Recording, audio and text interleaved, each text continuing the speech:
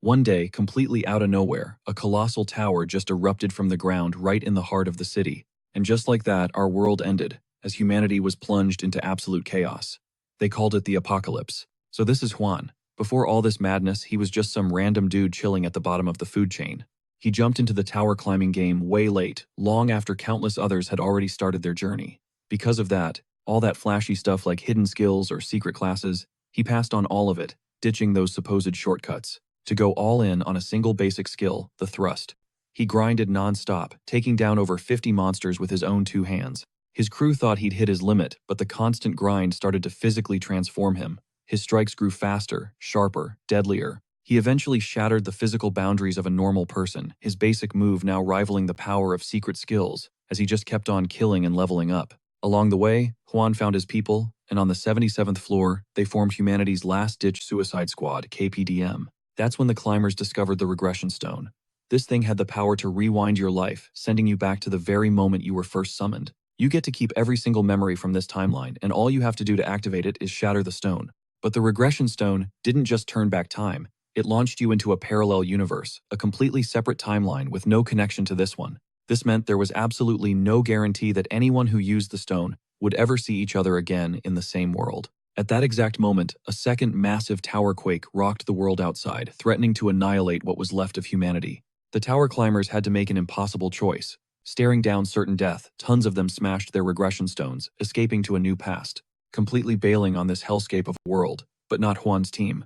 KPDM wasn't tempted by the easy way out. They were dead set on fighting until their very last breath. So Juan's squad climbed on, battling through every godforsaken obstacle in their path. At long last, they finally breached the 98th floor of the tower. For a split second, Juan thought their plan might actually work. But the boss guarding the 98th floor was a legit nightmare. It spewed molten lava that simply dissolved their weapons on contact, and it obliterated most of Juan's team. The beast sent him flying a solid 8 meters, smashing him into a wall. Hopelessness began to set in. He saw the faces of his fallen comrades flashing before his eyes, thinking of everything they had survived together, all the impossible odds they'd overcome. Only to get wiped out like this, he refused to accept it. That's when Duncan, Juan's boy, lunged at the beast, his sword flashing to draw its attention from Juan. He screamed at him, "Keep going. You can't solo this thing." The creature's head snapped around, and in a flash, its horn plunged straight through Duncan's chest. And as a final cherry on top, it violently slammed his impaled body into the floor. Juan couldn't just stand there and watch anymore. He charged forward, desperate to save his friend. And that's when he saw it, a bizarre line of white light connecting the tip of his blade to a single weak point on the monster. Without a second thought, he gripped his sword and drove it deep into the spot the light was pointing to. The monster didn't just die, it disintegrated into nothing, unable to regenerate. Duncan was slumped against a wall, coughing up blood, a river of red staining the stone. Juan's eyes locked onto his hand. He was clutching a regression stone. Duncan just looked at him and whispered, "I'm sorry." See, Duncan was the guy who was always smiling. Even in a brutal, tragic hellhole like the tower, that grin never once left his face. That's why the other climbers nicknamed him the Jester Knight. But for the very first time, Juan saw the Jester Knight completely broken, his smile gone. He couldn't stand the sight. He turned his back, telling Duncan to just get lost. He walked away, never once looking back. A broken smile crossed Duncan's face. The stone in his hand wasn't a regression stone at all. It was just a worthless, ugly rock. But maybe, just maybe, Juan already knew. Duncan painfully dragged his body up a nearby flight of stairs. He sat by a tower window, leaned back, and just let himself fall. He felt lucky that this broken world had someone like Juan in it. Juan stood alone before the doors to the 99th floor, the memory of his fallen friends weighing on him. He had to keep moving forward. The massive doors opened, revealing a blindingly white, endless snowfield. Juan was already gasping for air, dodging a storm of attacks. From the guardian of the 99th floor, it was the ice dragon Velcusis.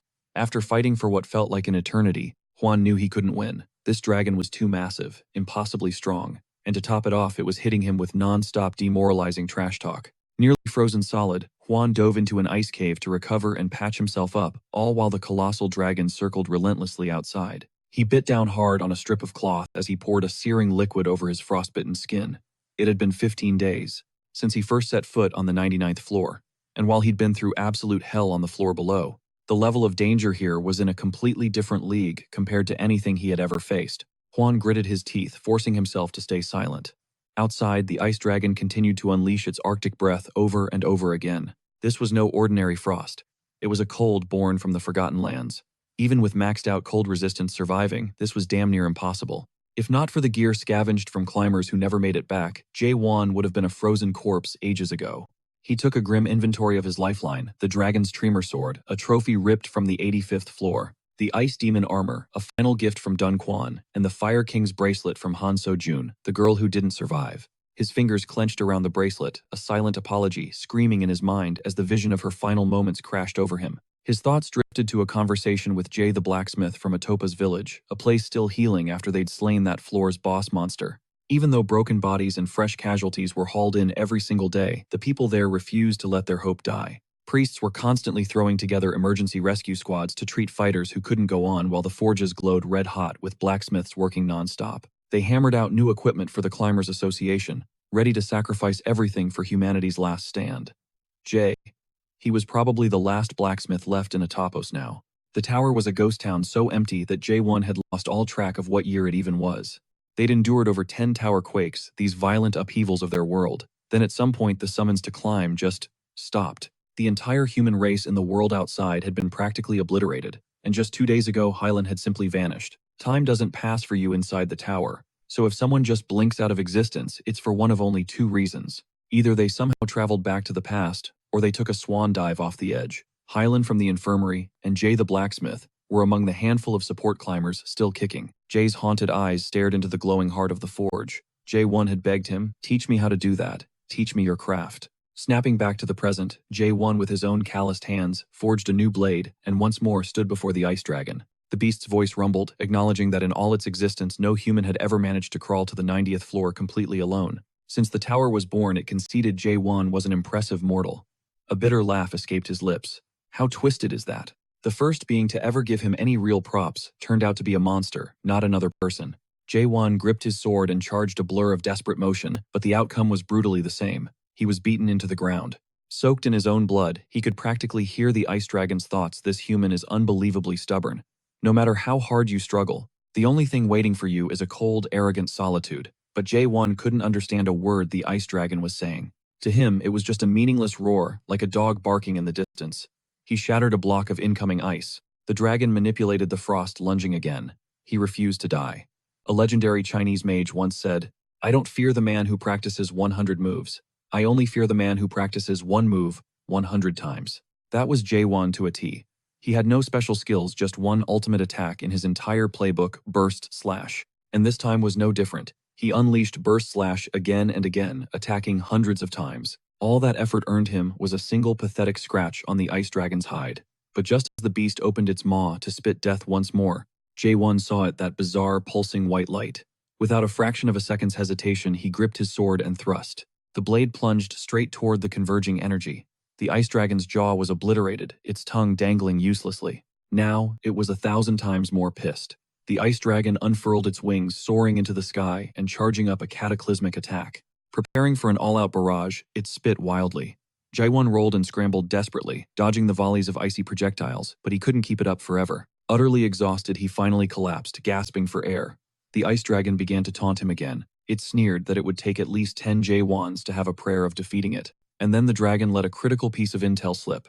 If humanity's conquest hadn't been led astray by the demon Dreamstone, your destiny would have been entirely different. Such a shame. J1 staggered to his feet, eyes blazing as he pressed the creature. What the hell is a demon Dreamstone? The ice dragon didn't answer. It just lifted its colossal foot to stomp him into a red paste. But J1 was faster, a blur of motion as he escaped through the door, slamming it shut behind him. That was way too close.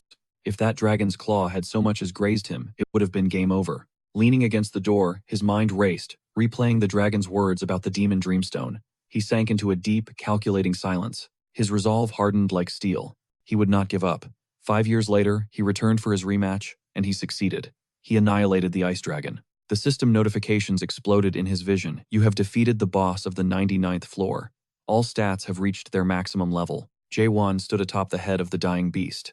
He dismissed each glowing window one by one, and glared down at the dragon. He demanded to know about the demon Dreamstone. The dragon was on its last breath, but it still wasn't in a helpful mood. It told J1 he would find all the answers he sought on the final floor. Then the ice dragon's body began to disintegrate. It transformed into a shower of light, reforming into a sword. J1 collected the item, stowing it away, as the last traces of the dragon vanished into thin air. A pitch-black portal materialized the gateway to the final floor 100. Without a shred of hesitation, Jae-won plunged straight inside. A dizzying array of monitors flickered to life before him, each one broadcasting scenes from the tower's lower levels. Then, a disembodied voice echoed through the void. It purred with amusement, saying it never imagined Jae-won would just storm the gates like this. It totally figured he'd retreat to the village first. The voice told him to relax and just give it a moment. A system window blared into existence, congratulating Jae-won for being the absolute first challenger to conquer every tutorial game in World 294. His insane achievement was now permanently etched into the immortal Akashic records. The entire grueling process had been captured with viewing rights restricted solely to the monarch of the exalted land. Jae-won's eyes went wide as he stared at the panel. What the hell was this? A vision of countless corpses, a sea of the fallen flashed before him. As the bodies sank into a watery abyss, a bizarre figure clawed its way out. It possessed the body of a man dressed in a sharp, expensive suit, but its head was that of a colossal, grotesque beast. The creature scanned Jae-won from head to toe, remarking that he had bounced back quicker than it anticipated. Jae-won demanded to know who it was. The monster puffed out its chest with pride. It introduced itself as the demon beast, admitting that it was in total disbelief. The idea that Jae-won had somehow managed to solo the entire climb to the 100th floor was unprecedented. This had literally never happened before. This beast was the warden of this entire terrifying tower. Jae-won glared at the monstrosity. If that notification was legit, then everything he'd endured was just a tutorial. The real game hadn't even kicked off. The beast praised him for being sharp. With a snap of its fingers, it projected a montage of Jae-won's past trials for him to see. The beast watched along, commenting, "So much has happened. What a truly dramatic film." It then asked Jae-won if he was remembering it all now. Every ounce of pain, the burning rage, the bitter regret, all of it. The beast's endless monologue continued, promising to grant him a fresh start, dangling the temptation to reset the entire game from the very beginning.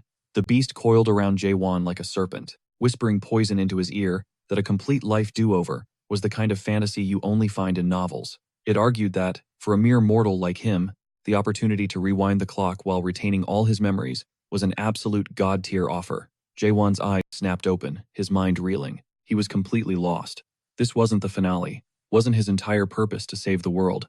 By conquering the tower. What in the world was happening? Jae-won finally pieced it together this whole time. He had been completely played by the demons standing before him. From day one, there was never a path to stop the towers. Cataclysms. Their only option was to keep climbing, but the dream of saving humanity was nothing but a cruel joke. Jae-won let out a slow, heavy breath. He locked eyes with the beast and declared with cold finality, "I will never return to the past." The beast howled with hysterical laughter, mocking him. "Still hung up on the past, are we?" It shot Jae-won a look of utter contempt. It spelled it out for him that no artifact in the tower, not even a treasure from the exalted land itself, could physically turn back time. Jae-won demanded to know what it meant. He was suddenly struck by the ice dragon's cryptic words. If the expedition hadn't been derailed by the demon dreamstone, things might have been different. The beast clarified the horrifying truth for him. It wasn't a stone of regression, but a demon dreamstone. This cursed object lacks the power to send anyone to the past.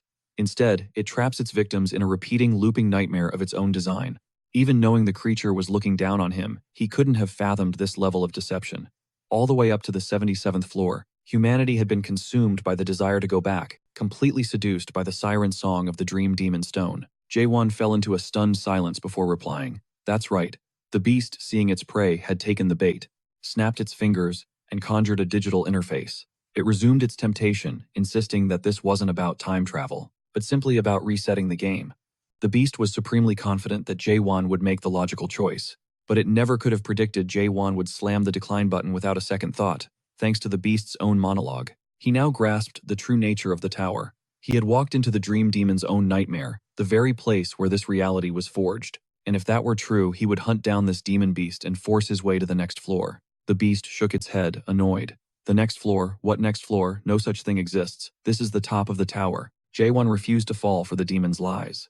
As the beast droned on with its persuasive speech, Jae-won fired a blast that blew its head clean off its shoulders. The creature, the beast, simply sighed. Even with its head obliterated, the mouth on the severed head kept talking, desperately trying to convince Jae-won. It asked what he craved, items, skills, anything at all. It could grant his every wish, but Jae-won stubbornly shut it all out. "I don't need a damn thing." The beast's face twisted into a menacing grin. As its head began to gruesomely regenerate, it informed Jae-won that a return to his original world was completely impossible. The beast snapped its fingers. A cascade of different scenes appeared out of thin air. It explained that this entire nightmare tower was just a dream. Turns out the tower shock, it never even happened. Jaewon stared at the impossible scene unfolding below. The world was just as vibrant and chaotic as always, as if death was a complete stranger to it. A vision flashed in his mind, a sterile hospital room filled with patients. He saw his own body unconscious and tangled in the wires of life support. A truth whispered to him by Beast Chan. He'd been trapped in here for what felt like a century, but in the real world only a single month had crawled by. In all that time, he'd never even grazed Beast Chan. The chasm in their power levels was like comparing a human to an ancient dragon. Jaewon's voice died in his throat. He didn't care. He'd devoured a dragon once before, so he'd just grip his sword and get back to work. After screaming itself hoarse, Beast Chan finally gave up trying to talk sense into him. Their bodies collided. Covered in fresh wounds, Jaewon dragged himself back to the workshop of Ray the blacksmith, but the man was nowhere to be found. He was on his own, forced to reforge his shattered blade himself. Yesterday had been his 72nd duel with Beast Chan. He challenged it every single day, yet he still hadn't managed to leave a single scratch. But he was against all odds still alive. For some reason, he couldn't comprehend the demon had zero interest in actually killing him. If that was the case, then he would keep fighting no matter how many days or years it took. Meanwhile, up in the control room, Beast Chan was having a panic attack. It gnawed on its nails, watching with rising anxiety as Jaewon meticulously hammered away at his sword. It had to tell itself to stay calm. Jaewon was a product that needed to be shipped, an unbelievably rare premium-grade item. As a ruler, from the moment of its creation, Beast Chan had never dealt with anyone this stubborn. It was a cosmic headache. Its entire purpose was to cultivate and train these super VIP pro products. For any product to fully sync with the Great Land, they had to clear 2 stages. The first stage was like sifting through seeds to find the best ones for a harvest, a process of scouting. The prime products are always found within the game's tutorial. The chosen candidates are then carefully nurtured throughout the main game. The second stage is all about planting these hand-picked seeds and giving them the resources to flourish. But a product like Jaewon had the nerve to refuse to proceed to stage 2. Should it just terminate him? But if Jaewon died inside the tower, his soul likely wouldn't just poof out of existence. Beast Chan scrambled for a solution. What if the insane power difference between them actually damaged Jaewon's soul during their battles? What then? The mere thought sent a shiver down its spine. The harvesters would absolutely lose their minds. In order to sell the product, it needed a method to develop Jaewon without breaking the merchandise. Beast Chan tapped its clipboard against the arm of its chair in a frantic, non-stop rhythm of pure stress. It was so close to ascending to the status of a high-ranking demon. And that's not even mentioning the mountain of debt it still owed to the tower. Jaewon was such an exclusive top-tier product that even gods, beings who never did business with demons, had been hitting it up to place an order. The more Beast Chan stewed on the situation, the more furious it became. And right on cue, Jaewon returned. He burst through the gate, launching a direct assault on Beast Chan. The demon was getting so sick of this routine. Damn it, what in the hell do you want? Beast Chan roared as it parried Jaewon's sword strikes, trying to plead with him to just start the main game already. It had run through this explanation 100,000 times. If he just participated, it would be a win-win for both of them. So why wouldn't he do it? Jaewon didn't waste his breath with an answer. To him, Beast Chan's pleas were just the meaningless barking of a dog, and the demon's patience was wearing razor thin. Its hand shot out, grabbing Jaewon's chin in a vice-like grip. It lifted him off his feet, screaming into his face, demanding to know what he wanted. It had offered Jaewon skills and powerful items, so why was he being so damn difficult? But Jaewon stubbornly refused to engage, just repeating the same mantra over and over. He would defeat Beast Chan and move to the next floor. Beast Chan was beyond furious. It had already told him, until it was completely blue in the face, that there was no damn next floor. Just play the main game, I am begging you. Jaewon fell silent for a beat, and then he finally began to ask questions. Taking a seat, Beast Chan's demeanor became deadly serious. It put on a mysterious air, telling Jaewon not to be too shocked by what he was about to hear. The truth is, the universe is composed of far more than a single space. Jaewon's expression didn't even twitch. He wasn't surprised in the slightest. This was basic stuff. It was just like those parallel universe theories. Concepts like that were a dime a dozen back on Earth. Beast Chan recalibrated its approach. It laid it out more clearly. The universe was constructed around a central primary space known as the Great Land. Beast Chan even projected a detailed holographic map to make it easier to digest. Earth was an insignificant little planet, just one of countless scattered dimensions, floating among an infinity of other realms, and they referred to his home as World 294. Inside this so-called Nightmare Tower, tower climbers are given skills, items, and massive stat increases to make them compatible with the system of the Great Land. Jaewon had earned his ticket to this new world, and demons like Beast Chan simply served as the game masters supporting these events. Jaewon finally asks why. Why go through all this trouble? Beast Chan just offers a sinister smile. It refuses to spill any more secrets. With a snap of its fingers, the space around them distorts and shifts again. Beast Chan already knows the questions burning in Jaewon's soul. You want to know why, out of the countless universes out there, the demon towers decided to pop up on Earth? Why humanity was slapped with a fate like this? Beast Rend acts all high and mighty, rambling on like it's got Wan's entire thought process downloaded. But Wan cuts right through the monologue. What he really wants to know is why a creature like Beast Rend is running a demon tower in the first place. The question hits home. Beast Rend completely freezes its composure, shattering as it scrambles for an excuse. This is just, a kind of volunteer activity, that's all. Beads of sweat are literally rolling down its face, but it's desperately trying to play it cool. It doubles down, trying to sound persuasive. We demons are super into volunteering, you know. There's even this one demon on another planet who loves taking care of climbers that have totally given up. Beast Rend is trying so hard to sell the story, but the panic in its eyes is undeniable. Suddenly, a system window flashes into view. The king has sent you a message. Nurture the product. A shadow crosses Wan's face. Cut the BS. The last time Wan clawed his way out of a fight, he was a wreck, constantly chugging potions just to stay on his feet. His stats were completely maxed out, no room left to grow, and he still couldn't even touch Beast Rend. Wan collapses onto the frigid snow, his breath fogging in the air. He thinks to himself, are humans really just a collection of stats? Is that all we are? Then a sudden jolt electrifies his entire body. He shoots upright, heart pounding. What was that? Something inside him feels different. Juan's eyes go wide. Floating before him are tiny motes of shimmering yellow light. Thinking he's hallucinating, he reaches out a hand, trying to catch the endlessly drifting particles. One moment they look like gentle flecks of light, the next like tiny grains of sugar. Their shape and substance were in constant flux, and on a gut level, Juan knew these were the literal building blocks of his world. In a flash, it all clicked into place. He didn't buy a single word this demon was selling. He demands to know who the hell this king is. Beast Ren's face lights up. Finally, Juan's taking the bait. It eagerly explains that the kings are the absolute rulers of the Great Land, the ones who've already cleared the main game. And anyone who makes it to the Great Land usually gets some pointers on power from these kings. The king a player sides with will literally determine their entire future. Beast Rend goes right back to its slimy sales pitch. If Juan just plays along it as a demon, we'll pull every string to get him placed under the command of an awesome king. But of course that all hinges on whether Juan will obediently log into the main game. Beast Rend is a seriously smooth talker. Juan agrees. He gives his word he'll leave Earth in exactly 10 days. 9 days later, Beast Rend is glued to the monitor in its control room, watching Juan still grinding away at his training. Beast Rend is so over it. That guy is still doing that pointless crap like some boring-ass soldier. It just needs to hang on a little longer. The finish line is so close.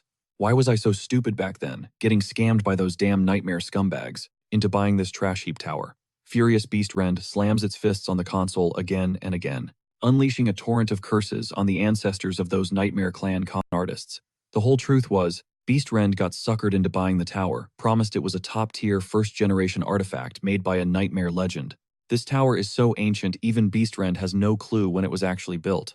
If it was a modern third-generation tower, like the new ones on the market, it would have a feature to forcibly shut down the tutorial screen, without damaging the product. But this Gen 1 piece of junk, a total write-off. Beast Rend is seeing red. It can't force quit the game without the player's consent, so what is it supposed to do? Being broke is a crime, isn't it? Dear God, someone help me. But then a flicker of hope returns, a tiny light in the darkness. It consoles itself. It'll all be over tomorrow. Just one more day. The promised day arrives. Beast Rend puts on a cheerful voice. So you got all those documents memorized? Juan's reply is deadpan. Yeah. Now all he has to do is hit the yes button and this whole nightmare is over. Beast Rend is so overcome with emotion, it starts to tear up. It's been waiting an eternity for this. But right in the middle of its sappy moment, Juan's sword erupts through its chest. Stunned, it chokes out. What are you doing? Juan just tightens his grip on the hilt, twists the blade, and skewers it again. And again. Ever since he started seeing those yellow light particles, his thrusts have become unnervingly steady. With every stab, he feels this weird dissonance, like some long-dormant instinct was finally waking up inside him. He just follows the light, driving his sword forward, and then he sees it a brilliant flash, and is flooded with pure ecstasy. Is this what it feels like to be alive? Beast Rend is torn to shreds. It desperately summons the black ironwood treant from the 9th floor to restrain Juan as its body slowly pulls itself back together. Impressive. Seriously impressive. This is the first time it's ever run into a human like Juan. If you had just played ball, this could have been a win-win for both of us. But in the end, without your consent, there's no way to shut down the game. The system had given up on getting Juan's consent ages ago, asking him if he seriously thought this tutorial phase was going to last forever. This entire Tower of Nightmares was programmed to self-terminate precisely 100 days after the moment of its conquest. So, Juan didn't need to lift a finger. All he had to do was sit tight and wait to be ushered into the main event. Juan went rigid for a second, then his knuckles turned white as he clenched his sword. He wasn't about to fall for this demon's mind games. Beastron, infamous across the Great Plains as the ultimate manipulator, had been scheming for 784 years. It had hopped between a staggering 128 different worlds, imposing its disgusting nurturing process on the local species of each one. Beastron was totally blindsided, absolutely stunned, that this human somehow knew its secrets. And it wasn't just that Juan was also aware that Beastron's entire plan was to hand-deliver him to a grim reaper, known as the Dark King. A visibly terrified Beastron demanded to know what on earth Juan really was. Staring down at the creature, Juan coldly replied that he was the very product Beastron had spent decades cultivating. Except he was done being a product on a shelf. Juan shattered his bonds and lunged forward, resuming his assault. Scared witless and dripping with sweat, Beastron could only watch in horror as the ferocious Juan barreled toward it like a freight train. A savage blow sent Beastron reeling in agony. The demon tensed up its mind, refusing to process what was unfolding. From the moment Juan reached the 100th floor, suspicion had been eating at him, making him wonder if this tower was just another layer of the nightmare. He questioned whether Beastron was even capable of killing him, and even started to suspect that human beings were valued as nothing more than these arbitrary evaluation numbers. Could the very fabric of this reality be shattered? A torrent of doubts flooded Juan's mind. When he finally ran out of things to question, he achieved a state of pure clarity and enlightenment in the art of the sword thrust. And now he was unleashing that very technique on Beastron, whose body just kept regenerating. This was getting ridiculous. Beastron's form began to swell, bearing vicious fangs and claws to launch a counter-assault. It had to admit the human had reached the second stage of adaptation. To achieve that after only clearing the tutorial was a sign of insane talent, but at the end of the day, he was still just a mortal. Juan refused to yield an inch, meeting Beastron's onslaught head-on. He was impaled by razor-sharp spikes, blood erupting from his wounds. But his grip on his sword never faltered. Meanwhile, his stats just kept skyrocketing without any sign of stopping. They blasted past 9,900,999. Beastron attacked with everything it had, but Juan held his ground. The numbers didn't stop. They ticked over one last time, shattering the 10 billion mark. And once again, Juan saw that brilliant flash of white light. He gripped his sword and, guided by the light, drove it forward. The blade struck home, and Beastron still couldn't fathom it. What the hell is this, kid? This isn't adaptation, it's a full-blown awakening. Beastron was beaten into a bloody mess. It lay pasted to the floor as Juan loomed over it with pure disgust, telling it to never look down on human beings again, boiling them down to a set of pathetic, measurable numbers. Humans are not some livestock for creatures like you to buy and sell. Beastron stared at the blade hovering just inches from its face. It was utterly silent, not daring to even breathe. It knew Juan would follow through. The plan was simple: crush Beastron, climb to the next floor, and witness the end of this twisted world these freaks had built. The very space within the tower began to fracture. The light of truth poured through the cracks. Juan's stats had evolved into something immeasurable. Beastron was so completely shattered, it couldn't even weep. It pleaded desperately with Juan not to do it, screaming that there was no such thing as a next floor. But Juan's resolve was like steel. His insistence on staying here wasn't born from simple stubbornness. On the floors below, he had discovered a series of desperate carvings. As he read them, he felt like he was experiencing the artist's suffering firsthand. According to those inscriptions left by someone named Mulak, the original creator of the Nightmare's Nest, a thing called the Tree of Nightmares still existed somewhere. Raising the ice dragon sword, his expression terrifying, Juan asked Beastron if it knew how to turn this very place into the root of that nightmare tree. He figured it was simple logic: if there are roots, there must be a trunk. If he demolished the ceiling of this floor, something had to happen. With that thought, Juan took his spear and blew the ceiling wide open. Beastron shrieked in absolute despair as the system's calculations for the tutorial's end went into overdrive. Then it spat out a final verdict. Calculation failed. There are no longer any travelers within the Nightmare's Nest. And with that, Juan vanished. The tutorial was officially over. When Juan awoke, he was in a place he didn't recognize. He was in a forest, completely surrounded by a pack of monsters, all bearing their fangs and claws. In a flash, they all charged him at once. But with a single, almost lazy swing of his sword, Juan dropped one of them. That's when a truly colossal monster emerged from the trees. His last attack wouldn't have been enough to even scratch this thing. So Juan put a little more power behind his next swing, and the massive beast was utterly obliterated. After clearing out the rest of the mob, he harvested the horns from their corpses, slung them over his shoulder, and got ready to leave. But just then, another squad of insectoid monsters swarmed in to block his path. They pointed at him arrogantly and began to chatter. These creatures were buzzing with hostility, but their language was total gibberish to Jaewon. Not even his analysis skill could crack it. Jaewon, ever the reasonable guy, gestured to the pile of horns he'd collected, attempting to strike a bargain. You want these, they're yours. In exchange, just tell me where the hell I am. The monsters, however, just stared him down, completely blowing him off. They were dead set on a fight, and barreled towards him. Are you for real? He thought. These bug brains were practically begging for an early grave. He really didn't want to, but now he had to put them all down. The surviving insectoids were absolutely stunned. How could a mere mortal just wipe the floor with them? Jaewon snatched one by its antenna, yanking it close to demand answers about his location. But the creature's lips were sealed. It spat out a final chilling threat, I will kill you, before biting off its own tongue and collapsing. Jaewon let out a heavy sigh. He'd pegged them as weak, but their sheer force of will he now realized was on another level as he stared at the antenna in his hand. He fashioned a small dirt mound, sticking the antenna on top as a makeshift tombstone. Before getting back to searching for any potential drops, he discovered a small spatial pouch. Thank God, a place to store my stuff. His system interface had been completely bricked. Ever since he bailed on the Nightmare's Nest, he'd assumed he could tap into the interface of a variant world like the Almighty Land, but nothing worked. Not a single function. He seethed with anger, just thinking about that goddamn two-timing goddess. But at least his appraisal analysis was still online. He could still get the intel on his freshly acquired items. He held up the gems, scanned the whole lot, and then dumped them all into his new spatial bag. The bag was already getting full, and with a mountain of loot still waiting, Jaewon had no choice but to start ditching some of his less valuable items. A minute later, he was gazing at his haul once again. It was all pretty much useless junk. He pulled a map from the pile and unfurled it. It was a map of chaos, a realm that wasn't covered in the intel, provided by the business. Across the clearing, a completely different scene was unfolding. A redhead and a few beefy dudes were in the middle of a hunt. The girl flung a dagger, but instead of piercing the monster, it buried itself right in her red-haired companion's knee. The guy was clearly ticked off, but he let it slide because, well, she was cute. But the chaos didn't end there. The red-haired girl then managed to provoke a two-horned beast, kiting it directly toward her own party.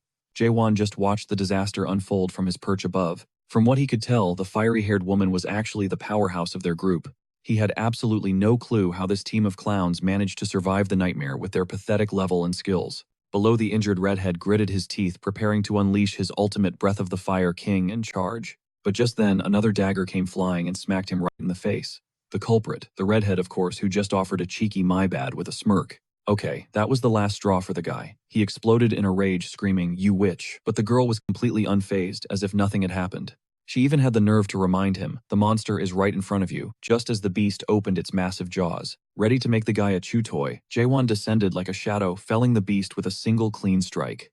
After the crew gathered, the carcass of the two-horned monster Jaewon decided to tag along with them. They were still buzzing from their so-called victory. Jaewon mused to himself, the creature I one-shotted earlier had at least 5 horns. So I guess more horns means more power. The red-haired girl, however, was fuming because her master plan had been ruined. She chewed her nails in frustration, and whipped around to demand who Jaewon was.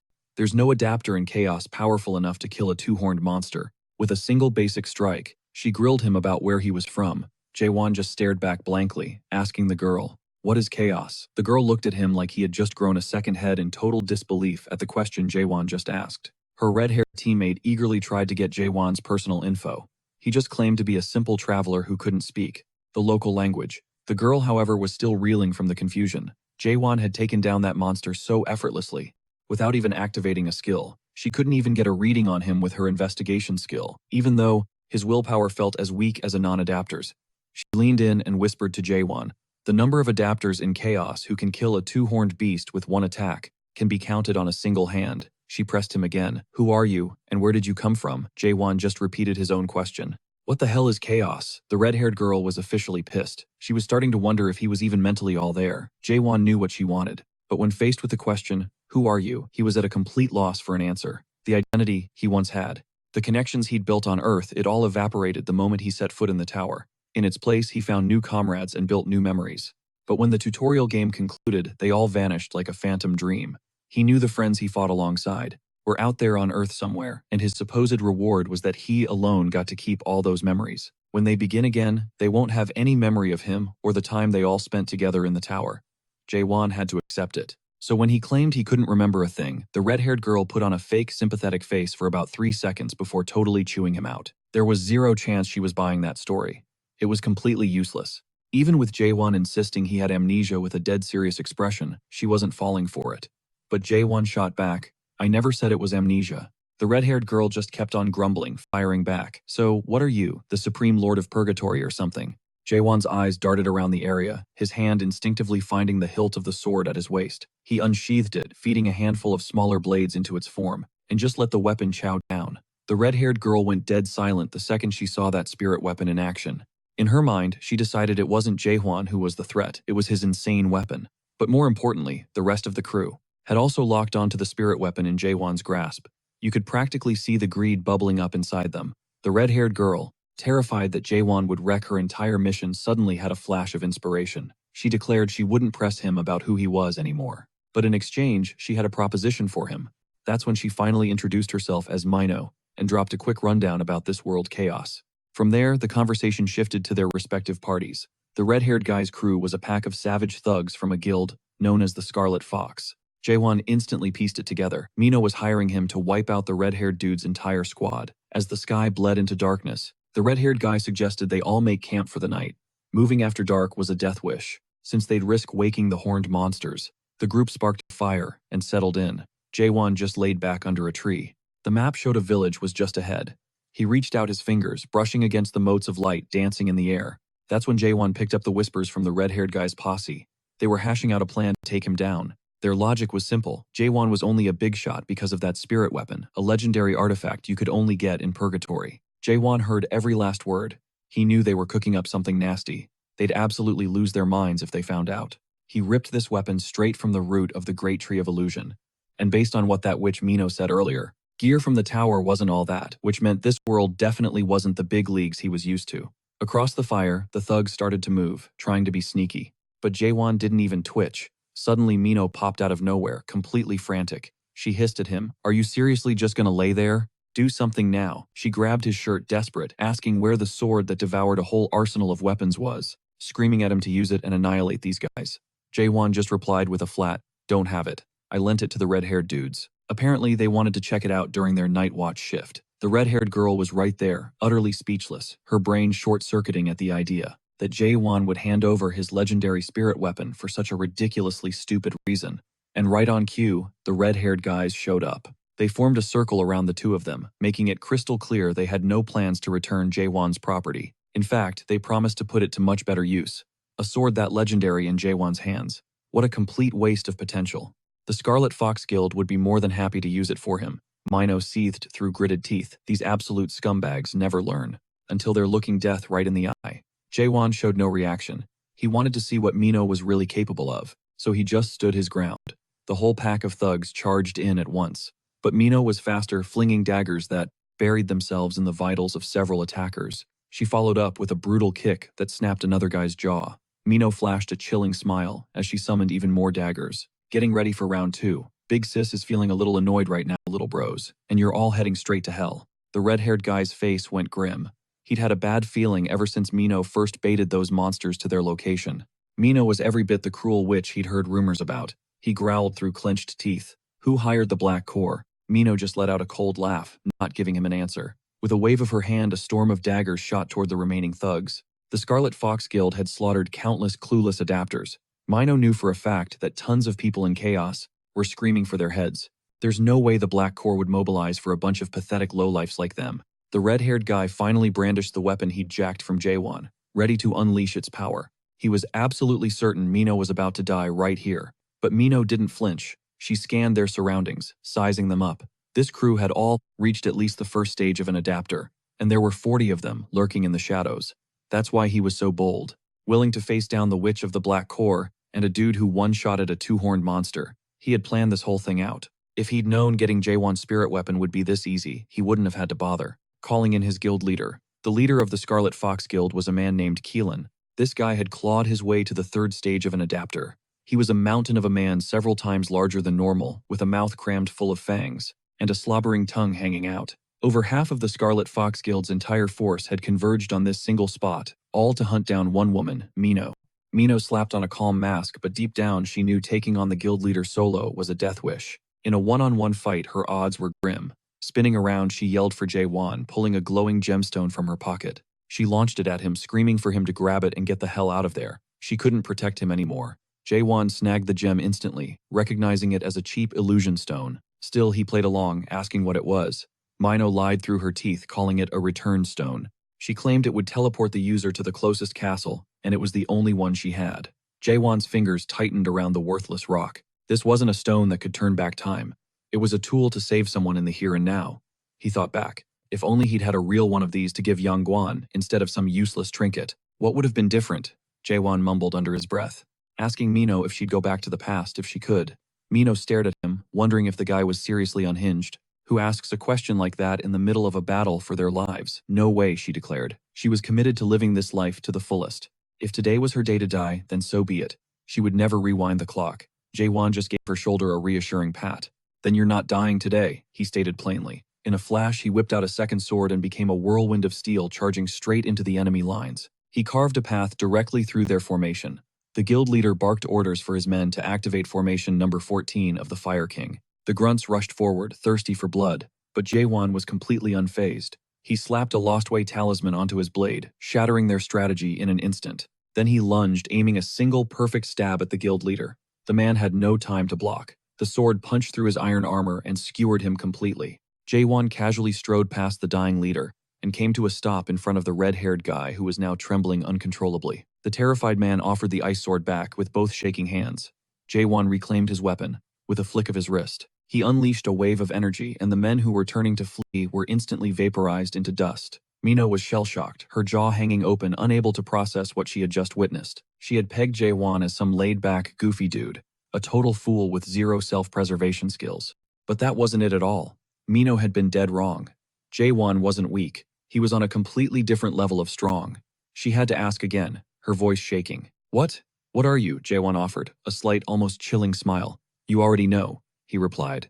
Did you lose your memory or something? I thought I was the only one with that problem. Mino's eye started twitching. She stuck out her hand, demanding her return stone back. But Jae-won just shrugged and said he'd lost it. Mino absolutely lost it, screaming about how he could possibly lose something so ridiculously expensive.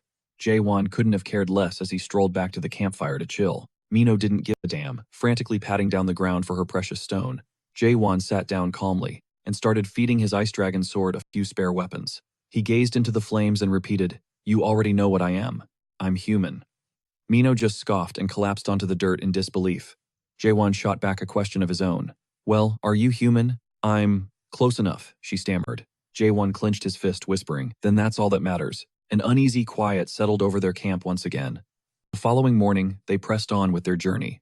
Mino still hung up on it, prodded Jae-won again. "You seriously don't remember anything from your time in the Almighty Land before you ended up in chaos?" She let out another heavy sigh. "I'm so jealous, not having a single memory." Jae-won couldn't wrap his head around why anyone would see amnesia as a good thing. He flipped the script, asking how Mino ended up here. Her entire demeanor instantly darkened. "If you knew the answer to that," she said, her voice laced with ice, "you'd wish you never asked."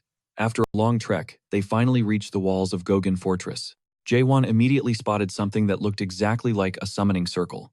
It was a dead ringer for the one in the game's very first tutorial level. Suddenly, the circle blazed with light. Jae-won's eyes went wide as he froze in place. Reflected in them, he saw an image of countless souls screaming in terror and agony.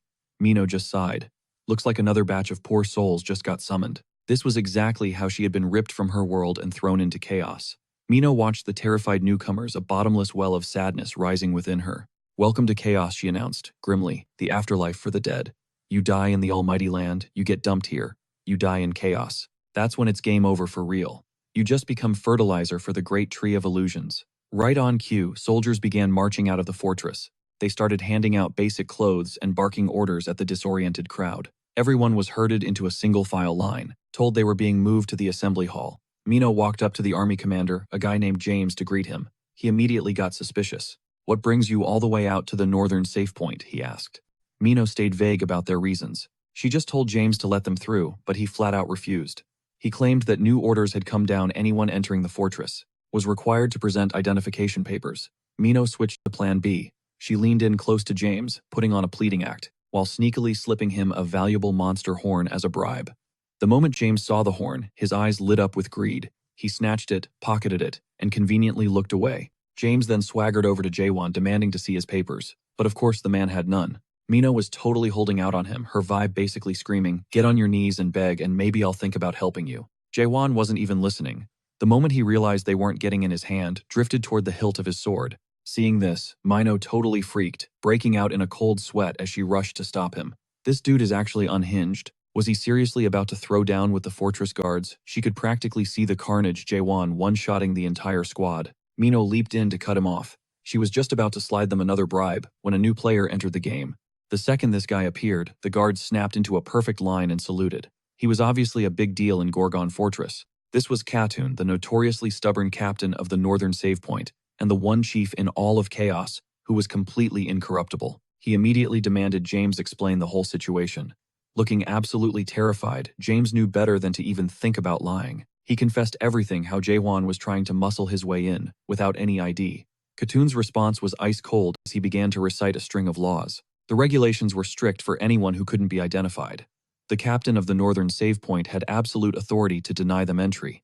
He even quoted the exact rule from the Gorgon Fortress Entry and Exit Law, Article 27, Paragraph 4. It was written in stone.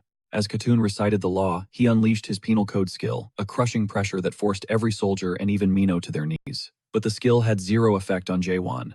With a single swing of his sword, he shattered the shackles around Mino's neck. Khatoon, who was in the middle of his passionate legal monologue, was brought to a dead stop. He was in utter disbelief that Jaewon had just shrugged off his penal code.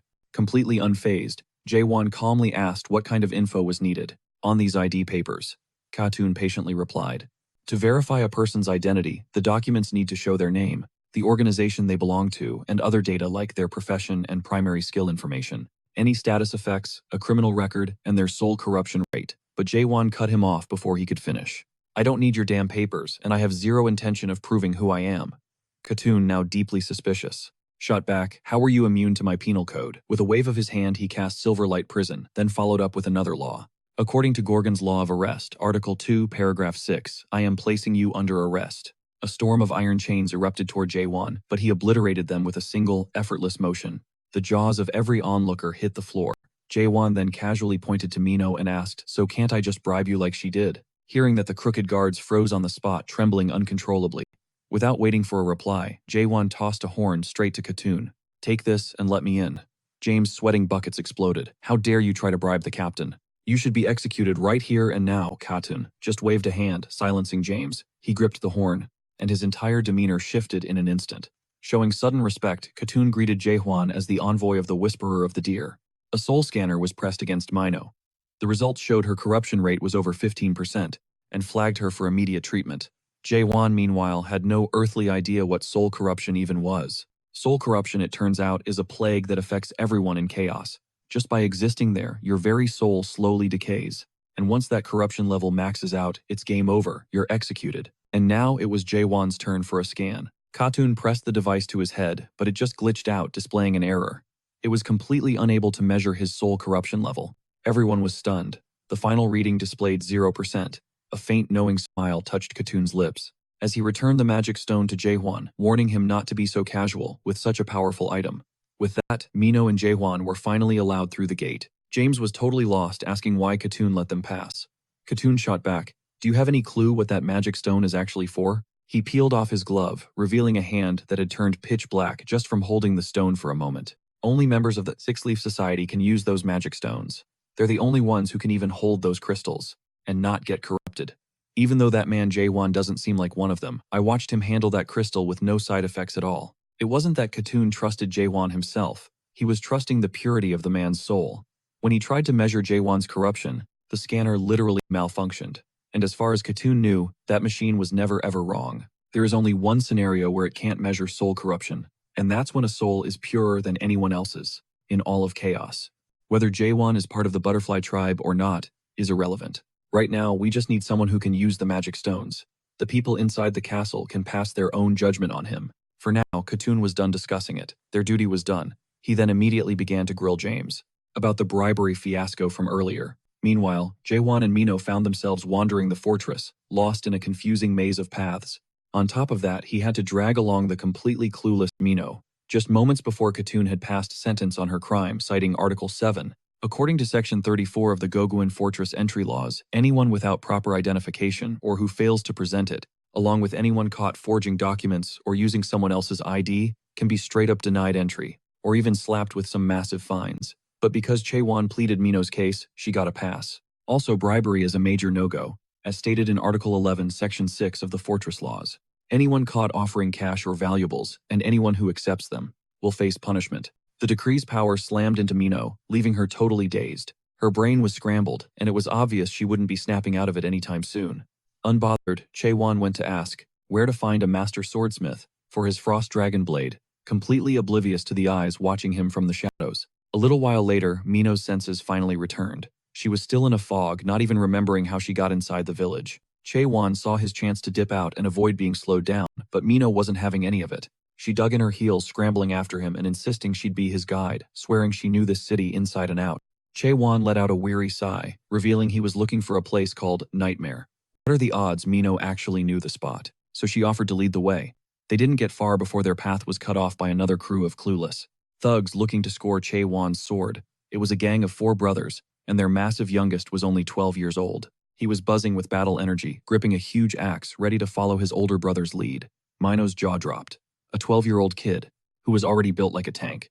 The thugs demanded the sword, but Chaewon flat out refused. The huge kid charged an axe swinging, but with a single fluid motion of his blade, Chaewon severed both of the boy's arms. They sailed 8 meters through the air before the kid collapsed motionless. "If you've got the nerve, come and get me," he challenged. Seeing their baby brother taken down, the eldest exploded in a fit of rage. All 3 of them stormed forward, desperate to avenge their fallen sibling. The outcome, of course, was an absolute slaughter. The rest of them were left sprawled on the ground. Mino was stunned. It seemed like Chaewon only had one move in his arsenal, a light, medium, and heavy thrust. It reminded her of someone else who only knew a single skill. But that person's move was a slash, not a thrust. Mino had to ask him why his first attack seemed to miss. Chaewon explained he was actually aiming for the roof because he spotted someone up there using a stealth skill. So he just fired off a warning shot, for fun. He said it like it was nothing, but Mino was absolutely floored. She started excitedly pitching names for his ultimate thrusting technique, but he shot down every single suggestion. He wasn't a fan of over-the-top flashy names. The two continued on their journey, eventually arriving at a place called Twilight Nirvana. It was a legendary smithy, founded by a craftsman known as Nightmare, and it was the biggest operation in all of Goguin. A smith named Nevin greeted them. He gave them a heads up that placing a custom order today would mean a long wait since the workshop manager was out. Only the assistant manager was around, and he was swamped. "If you two need something," he said, "you're better off grabbing a pre-made piece than trying to order something new." Deeper inside, the assistant manager, Megan, and his apprentices were crowded around a sword forged from the horn of a 4-horned beast. Megan then held up another horn. He threw down a challenge to his apprentices. If any of them could drill a hole through this thing, then no matter who they were, he would make that person the assistant manager of Twilight Nirvana for the entire day. The apprentices all gave it a shot using their tools to try and pierce the horn, but none could even make a dent. Megan scoffed. "You kids are all so useless. With hands that soft, you couldn't hope to even scratch this thing." That's when Chaewon strolled past Nevin and entered the workshop. "I'll give it a shot," he said. Megan had no idea who this guy was, figuring he was just some random craftsman off the street. He smirked and agreed, puffing out his chest and boasting that only his supreme skills could possibly tame this material. It was the horn of a 4-horned monster after all, a notoriously tough material to work with. Chaewon walked up to the horn, raised a single finger, and with a light tap he pierced clean through it. He then casually spun the impaled horn on his fingertip. "Looks like I'm the assistant manager for today." The horn couldn't even handle it for 3 seconds before it exploded into 1,000 tiny fragments right before their disbelieving eyes. Megan went ballistic. He shrieked, grabbing Chaewon by the collar. That horn was ridiculously expensive. A 4-horned monster's horn is worth a fortune. How are we supposed to explain this to the Wonwoo Guild that commissioned this? Chaewon calmly said he'd cover the cost with a superior horn, but Megan wasn't buying it. How could a nobody like Chaewon possibly own something better than the horn of a 4-horned monster? Chaewon then reached into his bag and pulled out the horn of a 5-horned Ganlak, handing it straight to Megan. He just gave it to the assistant manager. Consider it compensation. This wasn't the horn of some 4-horned beast. Staring at the impossibly rare artifact, a gleam ignited in Megan's eyes as he ordered his apprentices to lock down the entire shop. For the day, Chaewon had been given total command. Every piece of equipment, every single worker here was his to use freely. Seeing that everything was in place, Mino made her exit, leaving Chaewon to his work. She had her own pressing matters to attend to outside. Megan demanded to know how Chaewon had possibly obtained the horn of a 5-horned monster. Shrugging off his coat, Jaewon simply stated that he'd hunted it down himself. That answer stunned Megan into silence. A solo hunter capable of taking down a five-horned beast. People with that kind of power were practically myths. In this entire chaotic world, Jaewon slipped on an apron, mentioning he needed a scabbard, but admitting he'd never actually crafted one before. Megan was sure he was hearing things when Jaewon announced he'd be using a Gannox horn for the project. What kind of legendary sword could possibly demand such a material? In response, Jaehwan unsheathed the Ice Dragon sword. Megan accepted it, still convinced it had to be a replica. Fakes crafted by nightmares were rare, sure, but even a gorgeous one like this was nothing compared to forging a brand new weapon from scratch. Suddenly, the blade in Megan's hand began to hum with power. It vibrated violently, startling him so badly he dropped it. The sword's hilt split open like a monstrous jaw, and sank its teeth into the five-horned monster's horn. A chilling wave of spiritual energy washed over Megan, drenching him in a cold sweat. It was clear this sword housed the soul of an elite-tier being. After devouring its meal, the Ice Dragon sword began to show signs of a massive transformation. The external changes alone indicated this was a major evolution. Once the process was complete, its user's soul would be forced to grant it a new identity, because a spirit sword undergoing such a profound change completely loses its original name. Jaewon shot the Ice Dragon sword a dirty look, warning it that if it kept snatching food without permission, he'd officially rename it the Pig Sword. He then produced another horn and handed it to Megan, wanting to witness the man's refining techniques firsthand. The final design was entirely up to the blacksmith. Being entrusted with such a task put Megan under immense pressure. He vowed to show Jaewon the true power of a Twilight blacksmith. Meanwhile, over at Gotham Castle, the stoic castle commander Doohan Shiver was sipping tea, while his subordinate delivered a troubling report. It was the same stealth operative Jaewon had detected earlier. The man confessed he had no idea what even happened. One moment he was on the target's tail, the next he woke up sprawled out on a rooftop, knocked completely unconscious. And just like that, Jaewon's trail went cold. The commander considered this. To be able to perceive the stealth of a Stage 3 adept, the target had to be a Stage 5 adept at the very least. He commanded his subordinate to deploy more forces to locate Jaewon, even if they had to tear the city apart. The man acknowledged the order and vanished. Doohan let out a heavy sigh as a headache began to throb in his temples. He silently clasped his hands together, praying for the Castellan to just survive a little while longer.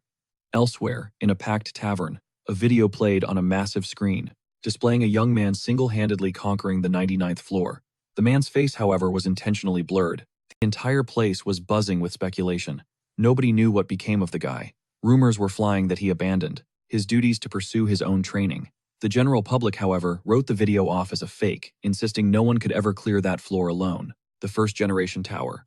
All at once, the tavern door swung open and Mino walked in looking like an absolute goddess. Her breathtaking beauty immediately silenced the rowdy crowd.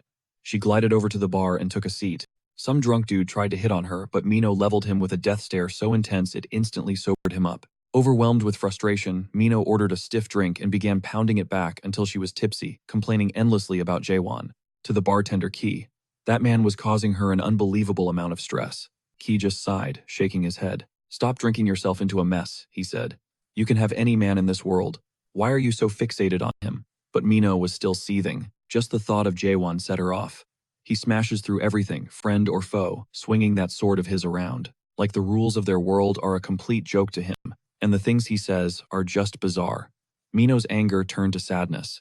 Jaewon made her feel utterly insignificant. Everyone in their world grinds so hard, but Jaewon just appeared out of nowhere, looking down on her with an expression that screamed. They were playing two completely different games. Every time Mino pictures that face, it eats away at her. Ki gently patted Mino's head, trying to soothe her while warning her to keep her distance from Jaewon.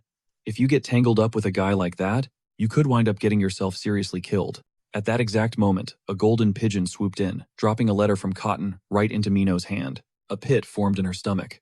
As she went to open it, someone materialized right behind her, making Mino jump. She instantly drew her weapon ready for a fight, but the man caught her wrist in an unbreakable grip. He stared down at Mino.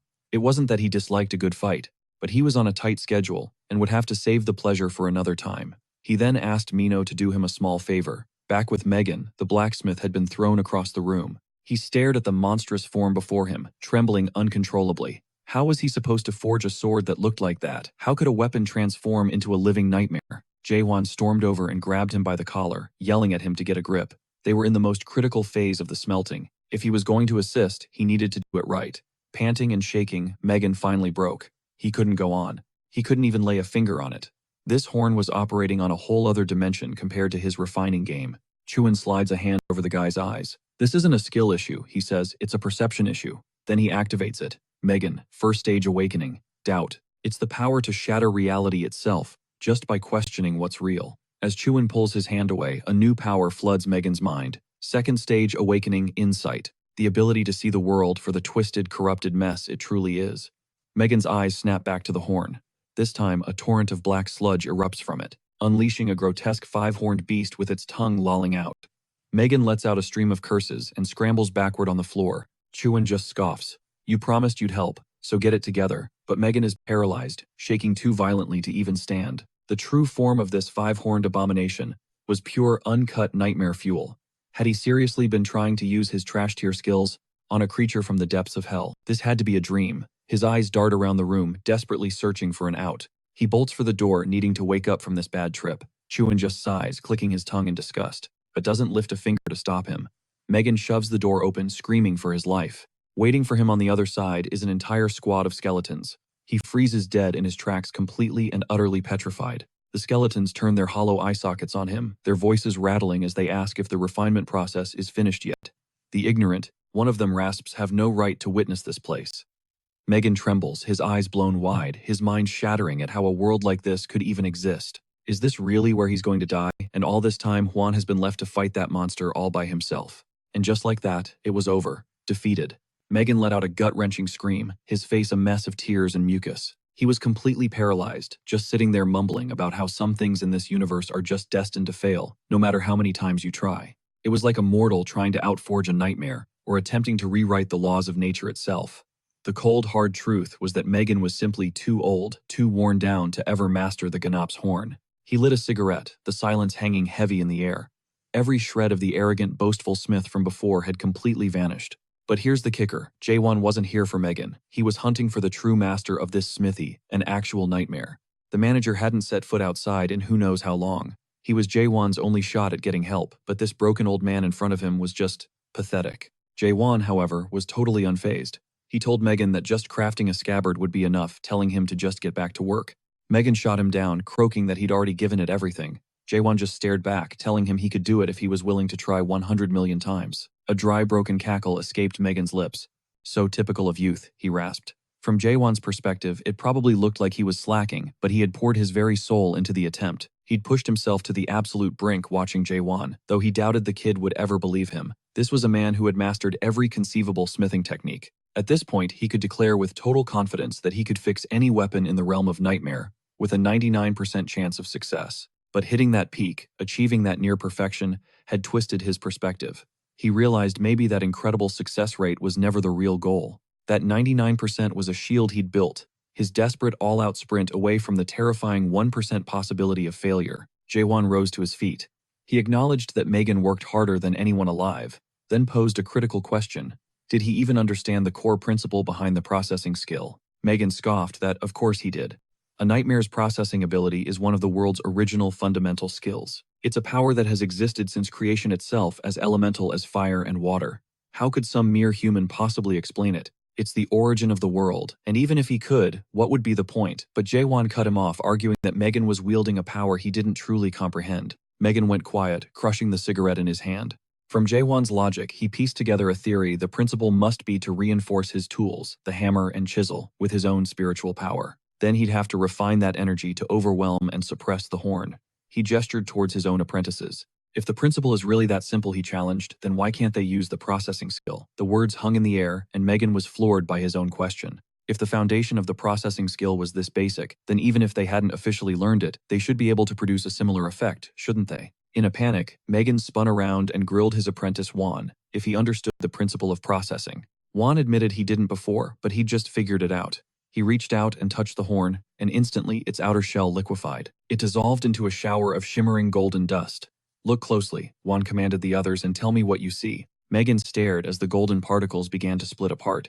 He realized that his own monumental efforts had actually condensed the very wall of the world, letting him glimpse its absolute limit. His hard work had never been the problem. If he could pour his entire being into his craft and still fail, then the flaw wasn't with him. It was the world that was broken. The realization hit him like a lightning bolt. He remembered his days as a young apprentice, constantly failing, always messing things up. The technique he was using was designed for nightmares, not for a human. There was no established method for humans.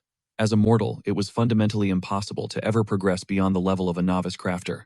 Megan had dedicated his life to shattering his human limitations to become godlike, to become a nightmare, and it was an impossible dream. Despair crashed over him. He had no idea what to do.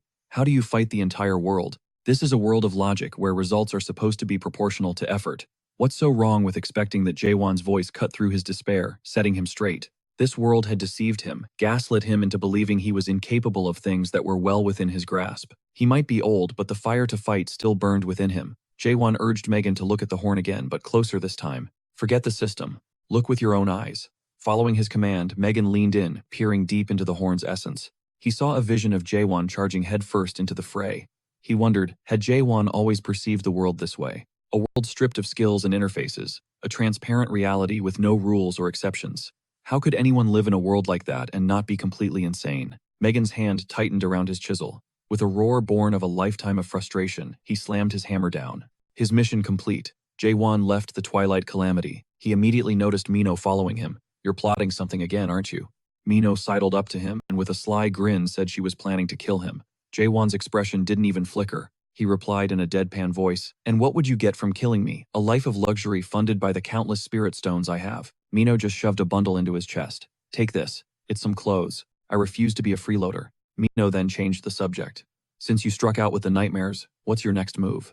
Megan showed me another way to meet them. I'll track them down, ask about the Great Tree of Illusions, and find the path to the abyss. Mino had no clue why Jaewon was going through all this trouble. So let's play this out. Even if Jiwon pulls off a miracle and actually revives the abyss, you think the absolute monsters who rule that place are just gonna let him walk? He's never coming back. As those words left Jaewon's mouth, Mino's eyes went wide before she just snapped. A scream tore from her throat, demanding to know how he could even consider a move so catastrophic. What gives you the right to make a world-ending decision without even thinking about anyone else? The floodgates opened, and all of Mino's rage poured out. She couldn't deal with the fact that to Jaewon, the people here were nothing more than NPCs. To him, she was nothing, but they were real. Sure, they weren't as strong or as fearless as him, but they were still human. Jaewon just watched her, his gaze cutting right through her, reading the panic in her eyes. Someone was in her head threatening her, warning her not to break a promise that if broken meant a hostage's life was over. She was supposed to lead him into a trap. In a single chilling moment of clarity, Jaewon understood everything. He could even feel the gaze of the watcher hiding just across the street.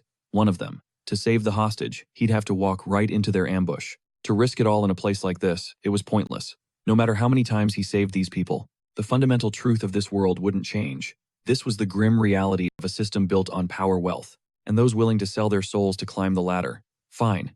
He'd use this opportunity to eliminate the stalker and hunt down Nightmare. Mino lunged, grabbing the front of Jiwon's shirt. She yelled that this was it, they were done. How could she ever team up with a monster like him? With that final venomous declaration, she spun around and disappeared into the crowd. Jiwon remained frozen, watching her leave. For a split second, he saw her as profoundly human, but his focus snapped back to the assassins hiding in the shadows. They would report back that their brilliant plan to bait Nightmare was a complete bust. After their explosive breakup, Mino made her way back to the tavern. She slammed the door open, only to find pure chaos inside. Chairs were splintered, tables flipped. A crew of thugs was waiting for her, and they had Kay, the owner, pinned. The man in charge was Elder Zoom of the Kian Bang, the oldest of the Jonia brothers. His eyes narrowed at Mino. "Where's the other one? I believe our deal was for two." Without a word, Mino summoned a storm of daggers. She was ready to tear this place apart, launching them at the crew. The Elder's goons melted into the floor, using a shadow technique, a legion of dark figures erupting to overwhelm her. She twisted and weaved through their attacks, but she couldn't dodge the Elder's lightning-fast strike. The blade bit deep, and Mino crumpled to her knees. The Elder just sneered down at her. "There's a soundproofing barrier around this room. Nobody can hear you scream. Now that's enough. Cut the useless theatrics and bring him here." The Elder snatched Claire by the hair, yanking her head back. "Stop playing games. We already know the nearby Gog Fortress is completely empty of dark soldiers, so don't even think about backup. By the time anyone finds you, you and your friend here will be nothing but skeletons." But Mino wasn't finished. She unleashed her ultimate skill. Akram's shrieking daggers, firing every last one at the Elder. But with a lazy flick of his sword, he shattered them all into dust. The beatdown that followed was brutal, and in that moment of agony, she remembered Jaewon's question. If you could turn back time, would you? Her will finally broke. Mino gave up. She was ready for the end. I want to go back. I want to live. If I had just followed him, would I have seen the end of this twisted world? As the elder's sword descended for the final blow, it slammed to a halt against an invisible wall. You know what they say. The main character always has the best timing. And just like that, Jaewon was there. He tossed a bundle of clothes to Mino. These don't fit me. A wave of triumphant smirks spread across the thugs' faces. Their real target had finally shown up. The Spirit Stone was here. This just made their job a whole lot easier. Jaewon leveled his sword at them. Quick question. Is Nightmare here? Bring Nightmare to me. Now. The men stared at him like he had 3 heads. Bro, are you for real? They said you took on the fortress all by yourself. The rumors didn't do you justice. Mino struggled back to her feet. Jaewon, be careful, she warned. He's a Class 1 adapter. That's a ridiculously high rank. You can't underestimate him. Jaewon didn't even spare her a glance, because in his mind, there was 0 chance he was going to lose. Seeing this insane level of confidence, the thugs charged. Jaewon casually flicked his sword in a test stab. The elder just barely tilted his head, the blade grazing his cheek. Okay, they immediately got way more serious about Jaewon. This dude wasn't just some adapter. He might be one of the legends with the power of the abyss. Jaewon processed this. The only creature that had ever dodged a full power stab from him was the 5-horned beast. So this guy was a Class 4 adapter on the exact same level as that monster. This was probably going to be a tough fight, but it didn't matter. He was still going to destroy every single one of them. The other side, however, immediately started playing dirty. They used their hostage as a shield. Come on then if you're so tough, but Kay just screamed, telling him not to worry about her. Just get him, she screamed, but her words were cut short by the sharp crack of a hand striking her cheek. Panic flooded Mino's eyes. Claire, just hold on, she whispered before spinning to face Chuan, her voice breaking. Please, you have to save her. Chuan's hand tightened on his ice dragon sword, the blade humming with power. He was confused. His mission was crystal clear: find Nightmare. Anyone or anything that stood in his path was just another obstacle to be demolished. Enemy or hostage, it made no difference. Mino desperately grabbed the front of Chuan's shirt. Save her, she pleaded. She's a human being. Chuan flinched as his vision warped. For a split second, he saw Claire's face fierce and resolute, screaming at him, just attack. Gritting his teeth, Chuan raised his sword and unleashed a blinding beam of green light into the sky, basically sending up a massive flare for Cotton's troops. The barrier shattered, and within seconds the tavern was completely surrounded. Cotton stormed in from the chaos outside, demanding, "What the hell is going on?" Chuan leveled his blade at the elder and his crew, accusing them of breaking the law. He was pulling it out of thin air, but he guessed they were violating some criminal code. Something like Chapter 276, Section 4, give or take. Chuan was totally playing the victim, masterfully flipping the script on the other crew. He claimed they were scheming to use this tavern as their headquarters, to team up with the Nightmares and destroy the world. Cotton bought it completely and immediately began reciting a laundry list of laws. He rattled off the criminal code, citing Chapter 174, Section 4, and Chapter 124, Section 6, for the crimes of illegally wrecking private property and kidnapping residents of the fortress. "You're all under arrest," he declared. "No warrant needed." Seeing the situation had gone completely south, the elder tried to make a run for it. But Cotton wasn't about to let that happen. He launched a set of silver chains that shot out and instantly restrained 2 of the elder's goons. The elder hadn't thrown in the towel yet. He lunged at Cotton, who summoned a massive axe to block the blade's downward arc, shattering it on impact. The old man staggered back, preparing for another move. But before he could strike, Cotton's silver chains shot out once more, binding the elder's arms to his sides. Overpowered, he collapsed to the ground, faking a surrender. But this old dude was playing possum. He ripped out a hidden object and yeeted it right behind Cotton. An orb shattered, spewing a thick cloud of poisonous smoke. This was their chance, and the elder and his men bolted from the tavern. But one dude choked on the gas and dropped unconscious. Bad move, because someone was waiting for them outside. It was Sarang, an elder of the Forbidden Heaven Society, known as the Demon of Desire. He sneered. "Is one cruel witch really giving you this much trouble? Capture her alive," he ordered, "and bring her to me." But the elder's crew frantically explained that she wasn't the only problem inside. There was some other powerhouse they were calling Chain Guy. Right on cue, Chuan, helping a shaken Mino, pushed the door open. He aimed his sword and launched it like a spear, embedding it deep into the tree where the elder and his goons were standing. They were absolutely stunned. Chuan had walked through the poison gas totally unharmed, but now with the Demon of Desire joining the fray, it was a 3-on-1 fight. He slammed the horn tree into the ground. "Ugh, I really didn't want to use this," he muttered to himself. Having to rely on an item skill is so lame. The second it was planted, the horn tree radiated a deeply malevolent aura. The elder and his subordinate froze, scared out of their minds. Completely crushed by the ferocious pressure, their bodies just gave out and they collapsed in a heap. Seeing things were going south fast, the Demon of Desire dipped, leaving his own guys to deal with the fallout. The elder looked at his two motionless subordinates with pure bitterness grinding his teeth. He never imagined this would be the outcome. Chuan casually walked up to the old man and gave him an out. "Tell me where the nightmare is hiding, and I'll let you live." The elder clamped his jaw shut, refusing to say a word. He knew it was pointless.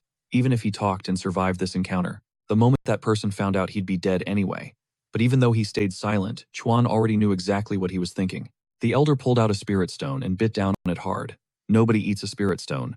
People avoid it because it utterly corrupts your soul and means certain death. But the moment the elder crunched down on it, his body began to twist and contort, exploding into a massive, horrifying monster. Its tangled tentacles immediately started lashing out at innocent people nearby. A tiny piece of the elder's consciousness remained, and through the monster's eyes he finally saw the world's true nature. In a world like this, what's dignity, even for what had he been so afraid of? He could have been this free all along. "Why didn't I do this sooner?" a voice screamed in his mind. Then he flinched, feeling Chuan's ice-cold stare locked onto him. He swung a massive tentacle, refusing to accept that a mere human could exist in this world. Chuan coolly sized up the transformed elder. Even his analysis skill couldn't identify the creature, but it didn't even matter anymore. Chuan raised his sword. He thrust it forward in one clean motion. The monster's head flew off its shoulders and tumbled to the ground as the elder's corrupted body slowly dissolved into nothing. Chuan sheathed his sword and turned to leave. Now he just had to find someone in the tavern's wreckage who could tell him where to find the nightmare. Huddled in a corner, Mino warned Chuan to stay back while across the room, Cotton was a mangled mess bleeding out from catastrophic wounds. Mino's fingers dug into Chuan's shirt as she pleaded, "Kill me now while I'm still human." A sinister black energy was already creeping across her skin. Frozen for a second, Chuan then pulled Mino into a tight embrace. In his arms, she wasn't some monster. She was just a person. He couldn't figure out why a shadow of doubt always clouded his mind when he looked at her, or why that feeling could never truly take root. Chuan's hand instinctively went to the hilt of his sword. On the path he walked, feelings were nothing but dead weight. There was no room for hesitation, but then Claire's hand shot out, grabbing his wrist. "It's not over yet," she insisted. "We can still save her." They rushed Mino and Cotton to the medics, but the healers could only offer grim shakes of their heads. If this corrosion kept spreading, there was absolutely nothing they could do. Suddenly, the entire system network shrieked with a code red alert.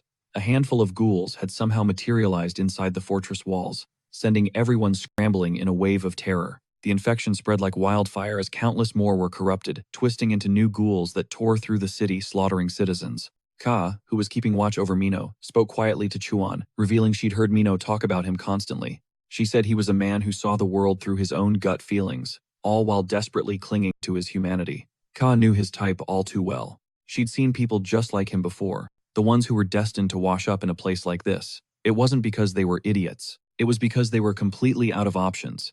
It wasn't about a lack of courage here. It was about what you were even fighting for. Grand ideals, a crusade for justice. Claire had Chuan pegged as exactly that type of guy, chasing some impossible dream. She could never get on his wavelength because she just didn't have that kind of bravery, but she understood one thing, with chilling clarity. Chuan was a liability. He had to get out of here because every time people looked at him, they'd start to believe in hope again. And if he stuck around, that spark of hope would only make their inevitable plunge into despair even more agonizing. Chuan remained silent, his mind racing. He thought of his fallen comrades, of the countless lives lost, and of Mino. Elsewhere, Cotton's situation was just as dire. They even tried crushing a demonic beast's horn to purify him, but it was completely useless. The ghoulification was relentlessly advancing. Chuan stormed over, yanked Cotton up by the collar, and slapped him twice hard, trying to shock him back to his senses. Chuan needed answers from him. As Cotton's eyes fluttered open, he voiced the exact same desperate plea as Mino. He begged Chuan to end his life. In this moment, Chuan was the only one with the power to grant that request, but Claire still refused to give up. She started reciting the law like a mantra, according to Gauguin's special law, Article 1, Section 4. Any individual confirmed to be corrupted must be terminated. Chuan's hand shot out, grabbing her by the collar, furious at that kind of blind, rigid loyalty. If he'd had even a few people like Claire by his side back then, he wouldn't have been trapped in that godforsaken tower for 45 years.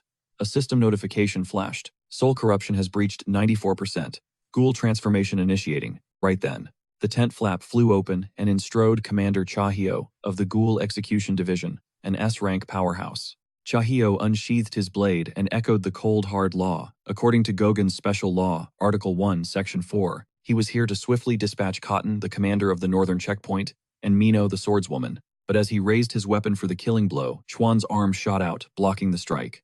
Chahio ordered him to stand down. He had to put Cotton down now before he fully turned. A cataclysmic disaster was waiting to happen. If a rank 5 traveler joined the ranks of the undead, their job was to prevent that at all costs. Then, shocking everyone in the tent, Chuan produced Ganok's horn, crushed it into powder, and forced it down the throats of both Cotton and Mino. But because Mino's body was so frail, her transformation was accelerating at a terrifying rate. Soul corruption level has surpassed 95%. Transformation commencing.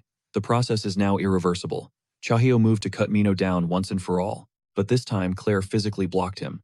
She screamed frantically for them to summon the divine doctor Che-Ong-hyo, whose severing slash could literally carve the corruption out of a person's body. Soldiers grabbed Claire and pulled her back as Chahio shot down the request. The divine doctor was tied up with a critical situation in the inner city. He couldn't be bothered with something this minor. Move, Chahio commanded Chuan, his patience worn thin. I can't make any more exceptions. Chuan's face became a thundercloud as he drew his own blade. He declared that he would be the one to end Mino's suffering to honor her final wish. All the while, Claire's desperate screams filled the air. Chuan leveled the tip of his sword at Mino. A blinding golden light erupted, and suddenly Chuan found himself standing in a vast, empty white dimension. An ancient man with a long white beard and hair was sitting right next to Mino. The moment he saw Chuan, the old man recoiled in pure terror. Chuan simultaneously activated an analysis skill, but it fizzled out, having no effect. In that instant, he knew this old geezer was the source of the entire curse. The logic was simple. Kill him and Mino lives. Without a shred of hesitation, Chuan lunged sword first, straight for the old man. The old man whips his own sword out for a desperate block, but the blade instantly explodes into a million pieces. The dude is absolutely devastated. So devastated he practically teleports out of his own dimension. This is none other than Chang-hyo, the legendary divine doctor of despair. Cheho is completely floored by Chang-hyo's arrival. Isn't he supposed to be leading the fortress right now? What the hell is he doing here? But Chang-hyo couldn't give 2 cents about any of that. A beautiful lady is literally about to die. Of course he had to show up and play the hero. Screw the fortress. Chang-hyo whirls on Jaewon, laying into him. You damn punk, because of you. My severing slash got totally botched, and that slash only works with a sword forged from a trihorn or something even rarer. Then Chang-hyo's eyes lock onto the sword, hanging at Jaewon's side. His whole face lights up. He starts gushing over it, totally fawning over Jaewon. Jaewon cuts him off. If I let you borrow this sword, can you save Mino? Chang-hyo puffs out his chest. I'm 10 billion% positive I can, he declares with insane confidence. Without even a second of hesitation, Jaewon hands the blade over to Chang-hyo. The old man takes it, his hands trembling with pure ecstasy. He can feel an unbelievable mystical power radiating from it. A sword that's just like its master. Chang-hyo gives it a few test swings and a brilliant white arc of light slices through the air. But after just a couple of swings, the old man is completely out of gas and collapses, wheezing on the ground. His soul energy is totally depleted, and he's just gasping for breath. The pocket dimension Chang-hyo created starts to fall apart, but he doesn't even have the juice to get back on his feet. Jaewon takes his sword back. Chang-hyo knows exactly what he's thinking, and the old man desperately warns him against it. You couldn't even properly step into my world. How could you possibly copy my demon purging slash? But Jaewon's grip on the sword only tightens. I can't perform the slash, but I can imitate it. Chang-hyo tries with all his might to stop him, but it's no use. Jaewon grits his teeth, plants his feet, and begins to draw. This is the first time he has ever drawn his sword, to protect someone else. Jaewon's mind flashes with images of Mino, a clownish assassin who was way too stubborn for her own good. She was also incredibly fragile, fiercely loyal, and way too trusting. Jaewon makes one final, decisive stroke, completing the image of Mino. And just like that, she slowly begins to stir. The corruption recedes, and the ghoulification process grinds to a halt. A frantic Claire rushes to a now sobbing Mino. Through it all, Jaewon just stands there, his face an unreadable mask. Chang-hyo actually gives him some props. Looks like you're not so closed off after all. Your emotional maturity just leveled up from a 5-year-old to a 10-year-old. Jaewon can use the demon purging slash. That's not a technique just any adapter can pick up. This can only mean one thing. Jaewon might be an awakened. An awakened is a total anomaly, a being who can literally bend the rules of the entire system. They are this tiny fraction of humans that unlocked some insane miraculous power by straight up rejecting adaptation. The power an awakened wields is enough to completely flip the power dynamics of chaos on its head. Even across the vast great lands, being called an awakened is an insanely rare title. Chae-hyo suddenly gets a jolt of anxiety. He remembers Chang-hyo saying that if someone else could master the demon purging slash, they might be able to save the administrator. Just then, a figure materializes inside the tent cloaked head to toe in black. This was the captain of the Dark Guard, a 5th stage adapter. The Dark Captain strides right past everyone else and stops dead in front of Jaewon. He drops to one knee, respectfully greeting him as the envoy of the blue pyrite flower, and inviting him into the castle. Jae-won is escorted to a meeting with the commander of the Juran fortress. The two of them meet, and after some brief formal intros, they cut right to the chase. The commander asks Jae-won point blank if he is the envoy of the blue pyrite flower. Without missing a beat, Jae-won denies it flat out. Chung Hae-ho jumps in asking why Jae-won has demon stones, which are the official proof of being in the blue pyrite flower guild. If he's not a member, where'd he get them and how is he using them? Without his soul getting wrecked, Jae-won just shrugs and says he found them. The last guy who owned the stone is dead. I'm the one who killed him. Chae-heo leaps to his feet, totally shocked. Who in their right mind would attack a member of the 6 great guilds? Jae-won explains that the bugs tried to jump him first. They wanted to jack his horns, so he fought back. The fortress leader seems to understand completely. The Blue Pyrite Flower Guild is notorious for being greedy about resources, so a throwdown over loot made perfect sense. He asks Jae-won to tell him everything that happened after he landed in chaos. After their little heart-to-heart, the leader sets down his teacup with a thoughtful look. So Jae-won just happened to get caught up in some mess that yeeted him into chaos, and also happened to get his hands on the demon stones of the Six-Leaf clan, and then just happened to stroll into the fortress. Then, by sheer coincidence, he gets mixed up in the riot, where he meets Chung Hae-ho, and then attempts to pull off the Divine Doctor's legendary Demon Slash, a move he'd only seen for the first time. Chung Hae-ho can't believe what he's hearing. Is the fortress leader really buying this load of crap? Did something happen to his brain? After the Castellan vanished, but the fortress leader just smiles, completely ignoring Chung Hae-ho's outburst. The commander shot Jae-won another question. Your current form. It's a living body, right? Jae-won was completely thrown. He'd ghosted the main game, dodging the nightmares altogether. His very existence was a kind of phantom, a spiritual projection. The Great Tree had seriously fumbled, misidentifying him as an envoy, and accidentally teleporting him straight to chaos. If this were his real body, it would still be breathing regular air back on Earth. Jae-won countered the commander's question. How did you figure out I wasn't dead? From the way Jae-won spoke, the commander deduced he couldn't be dead. Nobody would describe their own demise so casually. There had to be a solid reason why Jae-won was keeping his real identity under wraps. Jae-won didn't confirm or deny a thing. He wasn't about to answer. The fortress commander drummed his fingers on the tabletop. To be blunt, I owe you an apology. For the last 4 days, my agents have been tailing you. But Jae-won was already wise to that. The dude on the roof he'd threatened to run through. Yeah, one of the commander's guys. Jae-won's actual power level dwarfed their initial estimates, making surveillance a nightmare. But that doesn't mean our efforts were totally pointless. The commander then projected all the intel they'd gathered on Jae-won. Danger level, SS. Combat power, unidentifiable. Estimated financial damages, roughly 380 million. Hearing the numbers, even Chung Ho couldn't help but shout, "You absolute psycho, I can't tell if you're a hero or a straight-up villain. You're not even human." The leader Jiran just erupted in laughter. Some will call Jae-won a hero, and others will see him as a madman. I'm positive everyone will have a different label for him. But me, I call people like Jae-won protagonists. A protagonist, Jae-won, was totally lost. Was this a webtoon or something? With all this talk about main characters, one thing they all have in common is fame. But Jae-won was a total unknown. This suggests some hidden power is actively suppressing any information about you, and I doubt they're on your side. Because if they were the puppet masters pulling the strings, you never would have had so much grief over some basic ID papers. Juran's theory was that Jae-won was a main character who'd accidentally stumbled into chaos while running from some shadowy organization. Jae-won went quiet, his mind racing. A power backing him. He wasn't sure, but it could be the Dark Monarch, one of the 12 monarchs of the Great Lands. He found himself wondering just how powerful these so-called monarchs really were. Juran declared he wouldn't pry into Jae-won's background. They were also wiping the slate clean on the damages he'd caused, and Gorgon Fortress would offer him sanctuary. Jae-won shot back. Is this fortress powerful enough to defy the 12 monarchs of the Great Lands? Juran instantly understood the stakes. He declared that it was entirely possible. The monarchs are forbidden from meddling directly in the affairs of chaos. Gorgon will give you everything, Jae-won. But in exchange, we need you to do one thing for us. Save our land of Caspian. 2 hours later, Jae-won was being escorted by the captain of the Dark Soldiers deep into the basement. Mino and Cotton were currently laid up in the infirmary, but they were headed for the training grounds. Chung Ho was dead set on pitting Jae-won's stab against his own slash to see which was superior. So Chung Ho laid out the terms. If Jae-won could take him down, he'd answer any question, no holds barred. Chung Ho's confidence was through the roof. He was certain that losing was an absolute impossibility. The two clashed for a brief moment, and Chung Ho found himself eating dirt. He immediately demanded a do-over. Jae-won sighed. The result is obvious. Let's just call it quits.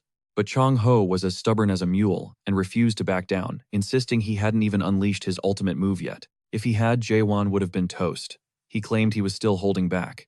Jae-won was at a complete loss for words. This old guy had been repeating that exact same excuse the entire time. From the bottom of the crater, Chong Ho's voice echoed, asking how old Jaewon was. He guessed around 60. Chong Ho roared back in fury that he was 1,000 years old. Some young punk who's only been practicing thrusts for 65 years could never hope to beat him. He'd been mastering his slash for a full millennium. But even after 1,000 years of practice, Chong Ho's slash felt to Jaewon like it only had about 15 years of real experience behind it. Chong Ho's pride was shattered. He exploded out of the pit, sword drawn, and unleashed his slash once more. Jaewon raised his own blade to intercept. The two attacks collided, and this time Jaewon was forced back.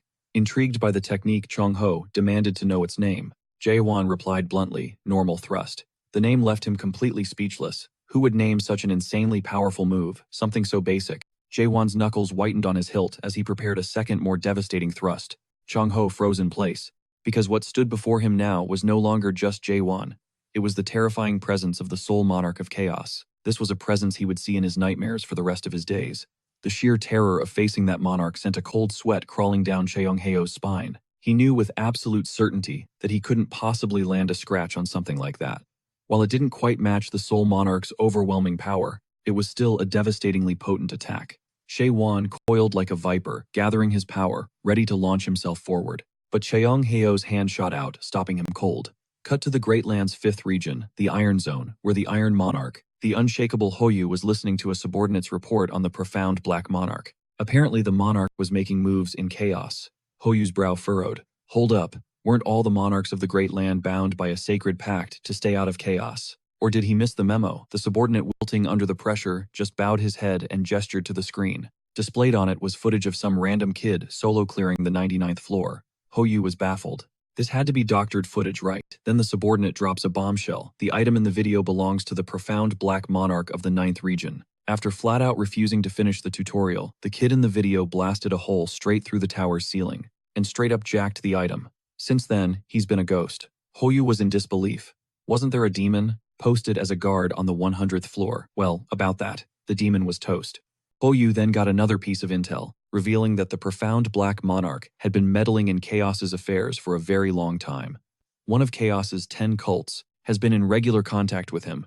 Hoyu processed this for a moment, then gave his command, send a notification to Chaos, and assemble 10 elite first-grade Golden Warriors, along with the 5th-grade Traveler, Hi Gang. He was going to witness this situation for himself. All this talk of chaos made Hoyu's thoughts drift to Cheongheo. That stubborn old man could have lived a long, full life, if he just wasn't so painfully direct. Hoyu prayed that Cheongheo was holding his own. Meanwhile, Cheongheo was getting spun around like a human Beyblade by Jaewon. Teetering on the edge of death, the old man was still in total denial. How was this even possible? After witnessing only a few dozen thrusts in 45 years, Jaewon made a quick calculation, guessing he had executed the move roughly 10 billion times. Cheongheo called total BS. To do that, you'd have to abandon food and sleep, and still pull off 8 thrusts every single second. Who in their right mind could do that? Jaewon declared. He could unleash 100 thrusts per second with that technique, and it's not like he was limited to using a sword. Cheongheo's eyes shot wide open as a realization slammed into him. That piercing alien energy he sensed the first time he met Jaewon. It wasn't really energy, and it wasn't fighting spirit. It was a razor-sharp aura, and a burning ambition to purify the world itself. This was the ultimate pierce. It all finally clicked for Cheongheo. Jaewon hadn't just mastered the pierce, he had become the pierce, a living concept that was endlessly puncturing reality itself even in this moment. Jaewon rose to his feet. He wasn't lying. 10 billion pierces. He then dangled a piece of paper in front of Cheongheo, asking if he remembered it. This was their contract, signed before the duel began. The loser had to grant the winner a single wish. Jaewon's demand was simple: answer his questions with complete honesty. That's it. And with that, the two departed the training room. Jaewon immediately asked what a master's tower was. Cheongheo, strolling casually, explained that the towers themselves are manifested from nightmares. These towers are graded from S-class all the way down to F-class. Masters are prodigies who manage to create an S-class tower as a mere apprentice, becoming a master creator at a ridiculously young age. But here's the twist. Just because a master builds a tower, that doesn't automatically make it a master's tower. Only very specific towers, ones forged without any link to a seed, can claim that title. Nobody has any idea why these towers are even made, and no one on this planet knows what the hell is going on inside the masters' heads. People whisper that the masters hold the keys to the world's truths, but only one thing is certain. Every so often, An awakened one emerges from those who managed to conquer a master's tower. And plot twist, Sheong Heiho came from one too. He was a survivor of the fourth master's tower, Melville. It's infamous as the Moby Dick of the world. A gigantic white whale spawns on the tower's very first floor and mercilessly hunts down challengers. The tower's difficulty sounds almost comical now, but for a younger Cheong Heo, it was an absolute meat grinder. Countless martial artists from the martial kingdom perished in there. The fact that he actually conquered it was nothing short of a miracle. Cheong Heo then guessed that She Wan must have also emerged from a master's tower. He asked who the tower's master was. She Wan's answer, Mulok.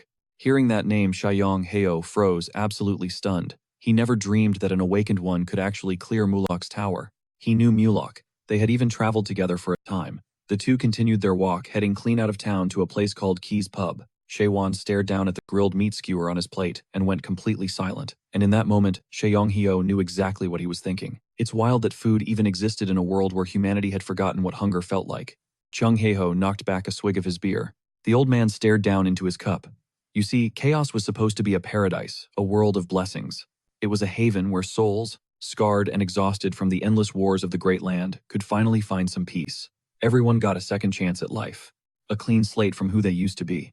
Warriors could finally drop their swords and poets could write songs about peace, not bloodshed. But then, the sound of a fight suddenly erupted nearby. Chuan shot a quick glance over. Looked like just another drunken brawl. Figuring it had zero to do with him, he turned back to his own drink and took a sip.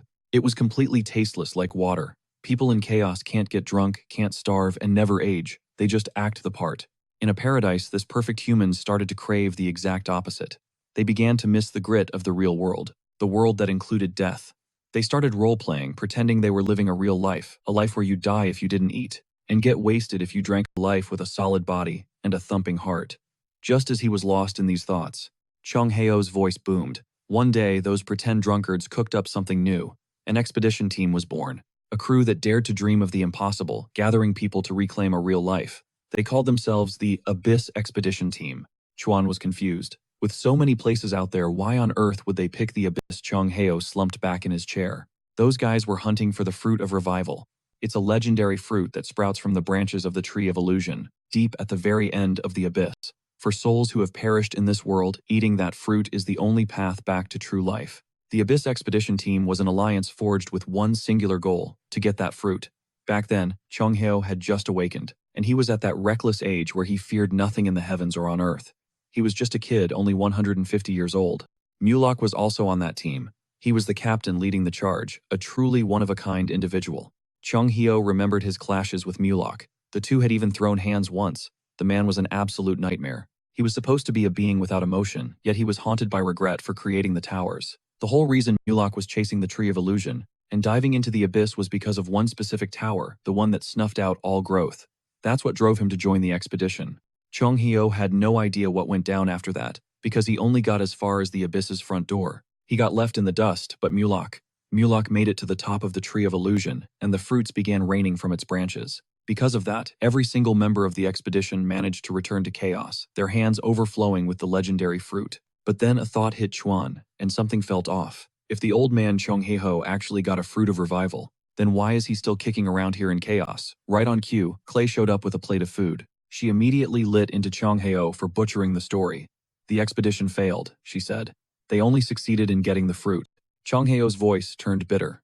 When we got back to chaos, the kings and the clan leaders of the almighty land, they were all waiting for us at the exit because none of them had the guts to brave the abyss themselves.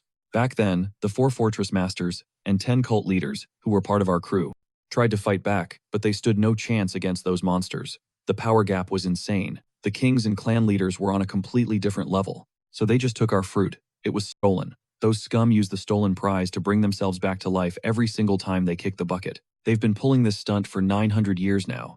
It's like they've built their own private server, a place known as the Palace of Revival. The kings and the 5 great clans just take turns respawning whenever they die. From the very beginning, the game was rigged to decide who gets to truly live. They're the only ones who get to experience a normal life. Chuan's eyes widened as it all clicked into place. So that's why the people here were so lifeless.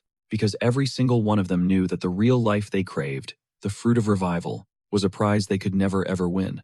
Chuan opened his mouth to ask more, but he saw Chung Heo had completely passed out face down on the table, dead to the world. After faking it for 1,000 years, he could now conk out for real whenever he felt like it.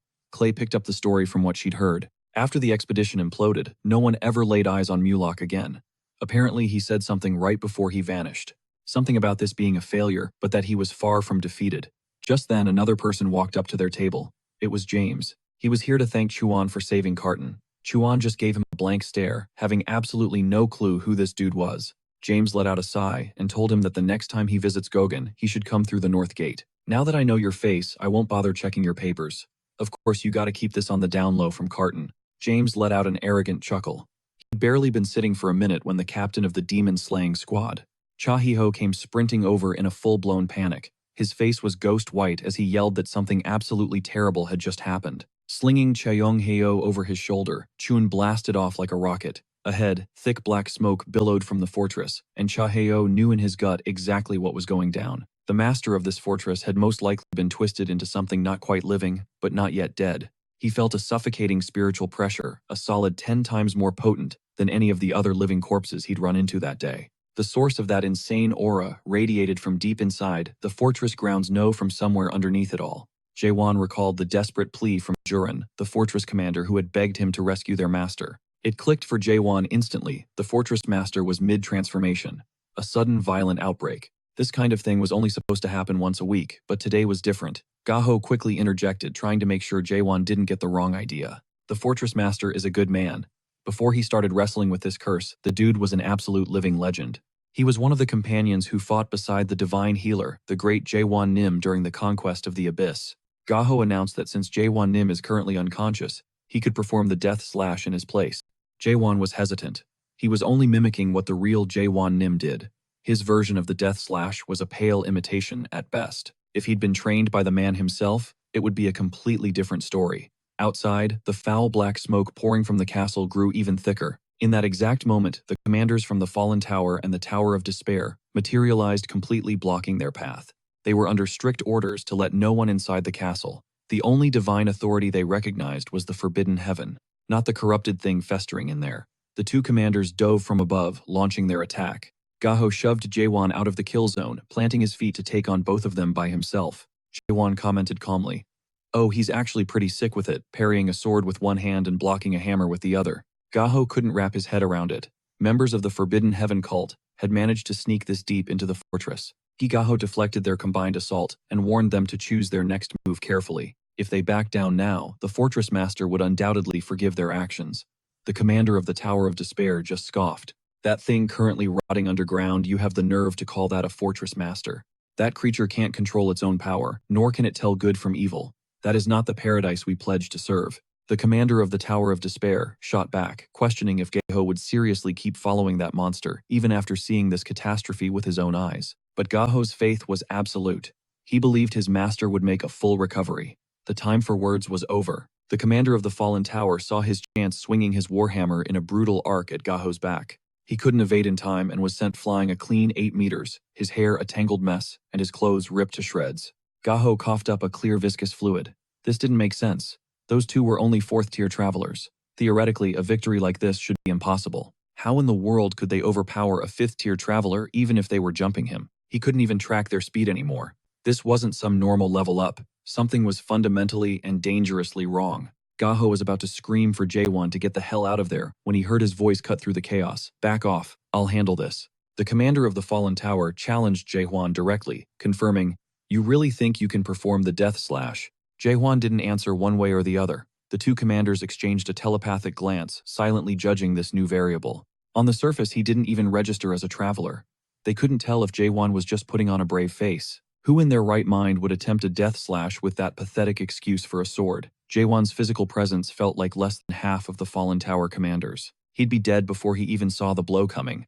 But the wild part was, as they were mentally roasting him, Jae-won heard every last word. He moved in an impossible flash of speed, vanishing and reappearing behind the Fallen Tower commander to smash a fist so hard into his face that it warped. Before the commander could even let out a grunt, he was rocketed backward, crashing straight through a stone wall. Seeing his partner get demolished, the commander of the Tower of Despair charged in to help, but Jae-won immediately began beating him to a bloody pulp. His armor shattered into countless fragments as the commander stumbled, fighting just to stay on his feet. He thrust his spear at Jae-won, who simply leaned back like something out of a movie, and dodged it. That's when the commander unleashed his ultimate technique, divine spear rotation. He launched a merciless storm of attacks at Jaewon, who simply retreated, weaving between the deadly blows. He could feel an energy just as twisted as the one from before, a soul overflowing with pure, unadulterated hatred. The commander of the Tower of Despair snarled, "You think someone like you can save the fortress master?"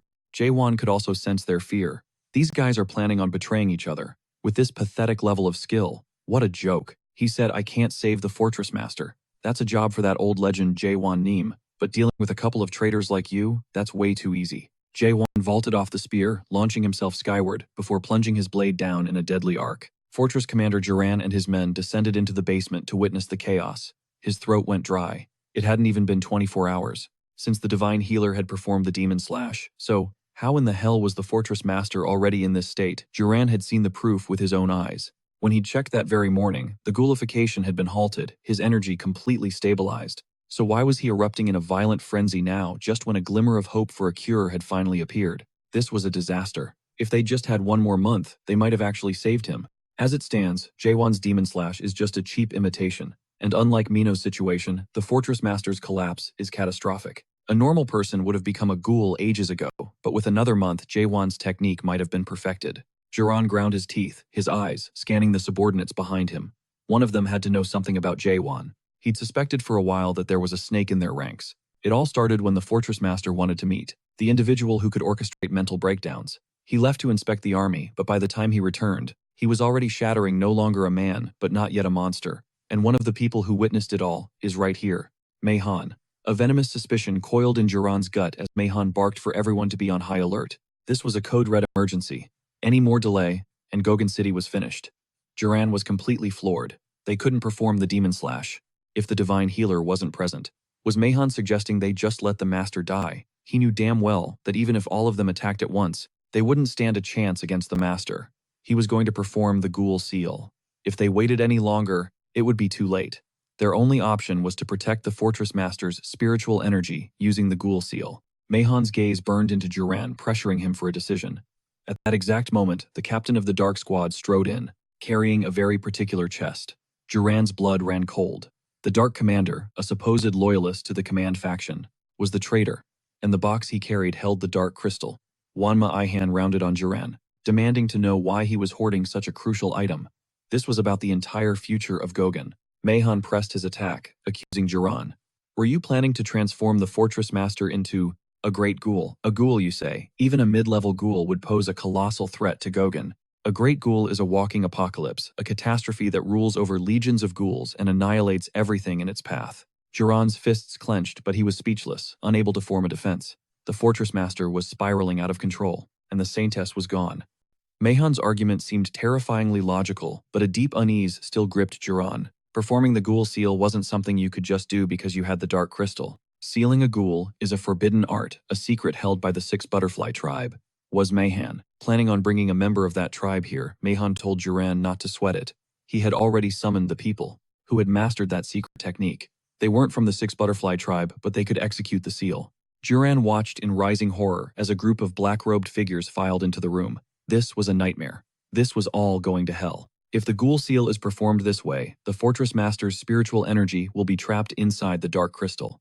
Because energy can't be inherited in the chaos of this world, anyone who possessed a dark crystal containing the master's power would be able to wield that strength and become the new ruler of Gogen.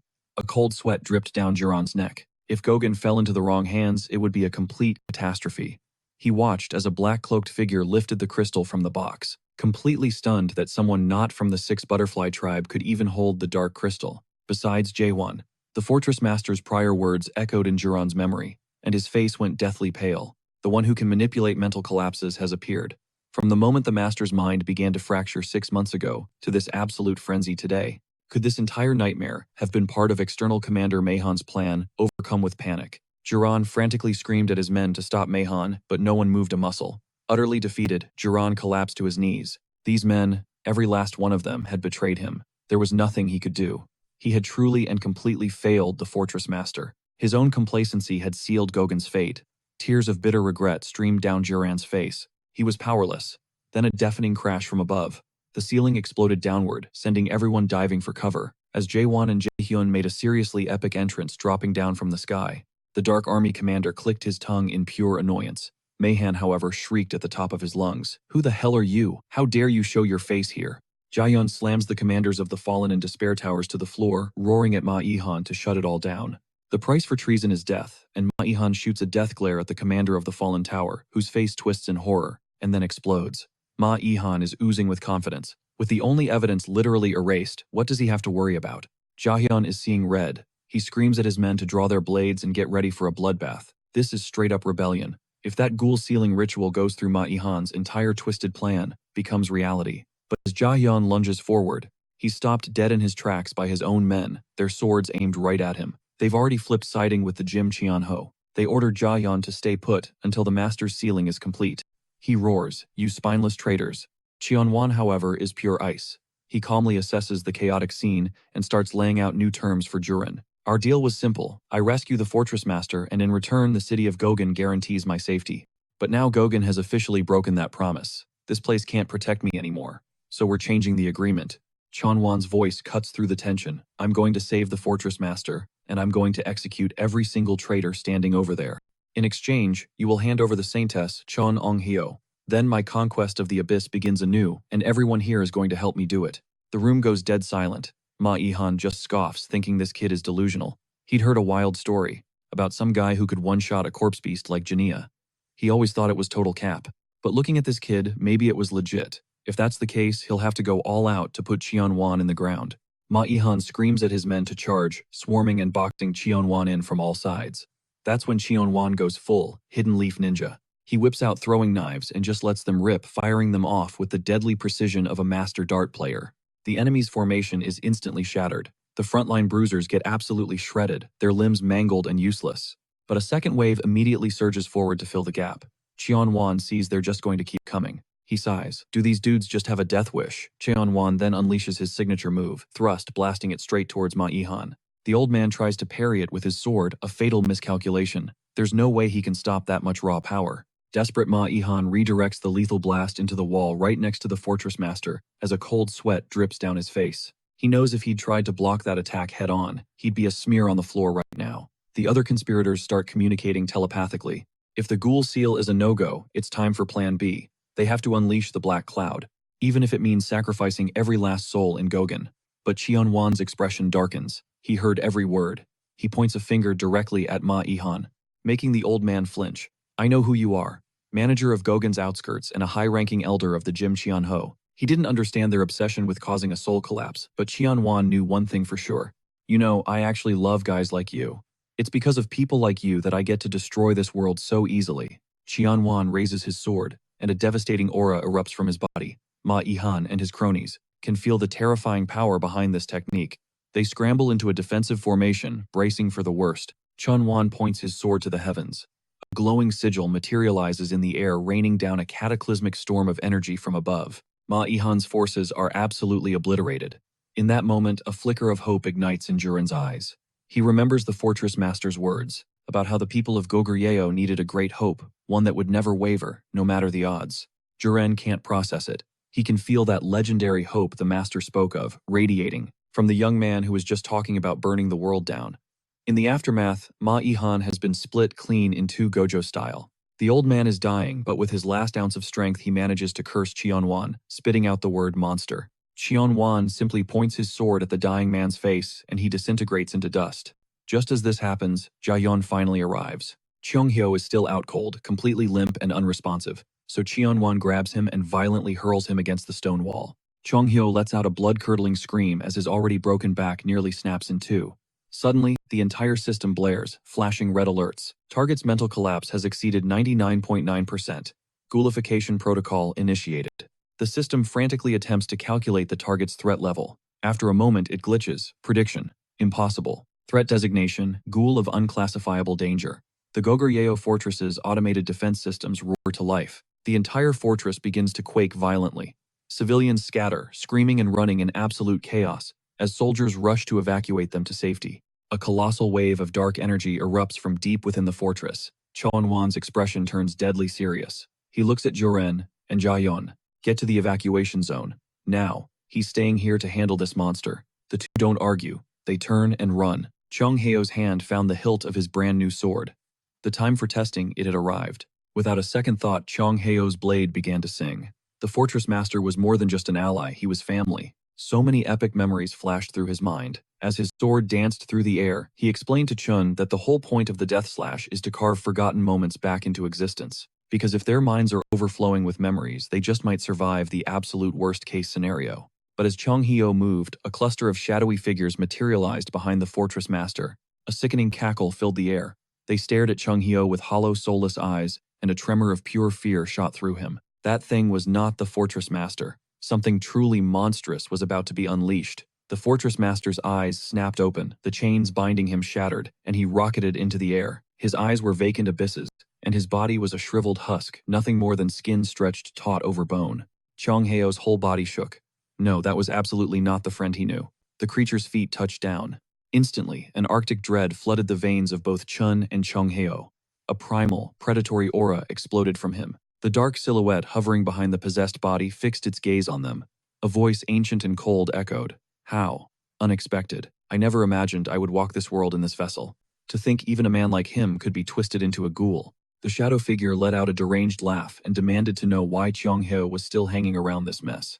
Didn't you find what you were searching for in the abyss 9 years ago? That voice? Chong Heo knew that voice. Cold sweat drenched his entire body. This was the master of the Palace of Death, the entity reigning from the heart of chaos itself, the only being capable of opening the gate to the abyss. The monarch of solitude, the calamity. Even using his doubt ability, Chun couldn't get a read on the shadowy figure. It gave off ghoul vibes, but this was something else entirely. Just a wave of its hand unleashed a crushing pressure, an aura so oppressive it felt like gravity had multiplied. The two heroes could barely stay on their feet. The calamity relentlessly pressed Chong Heo. Why are you still here? Are you actually trying to protect this pathetic world? With a casual flick of its finger, Chong Heo was slammed to the ground. The barrier he'd thrown up was obliterated like it was made of glass. The master of the Palace of Death cackled, turning its attention to Chun. Now this kid, he's interesting. A human who has fully awakened his power, but still clutches onto a pure heart. Chong Heo was completely paralyzed, unable to move a muscle. The signature authority of the Master of the Tower of Death is possession. It had to have hijacked the Fortress Master's body. If this was done through possession, then the thing standing before them was just a clone. That was unbelievable. The fact that a mere clone could radiate this much raw, terrifying power was insane. Chun knew Chong Heo was down for the count. It was his turn to step into the ring. The Master of the Tower of Death looked at Chun like he'd just told the funniest joke in the world, his eyes brimming with challenge. Chong Heo desperately tried to grab Chun's shirt to hold him back. You can't do a thing in your condition. Even Mulak couldn't scratch the Monarch of Solitude. Chun cut him off, his voice firm. Don't worry. He was 100% certain he could take this guy down. The Master of the Tower of Death, the Monarch of Solitude, just threw his head back and laughed like a complete psychopath. He then hacked up a grotesque clump of black shimmering threads from deep within his throat.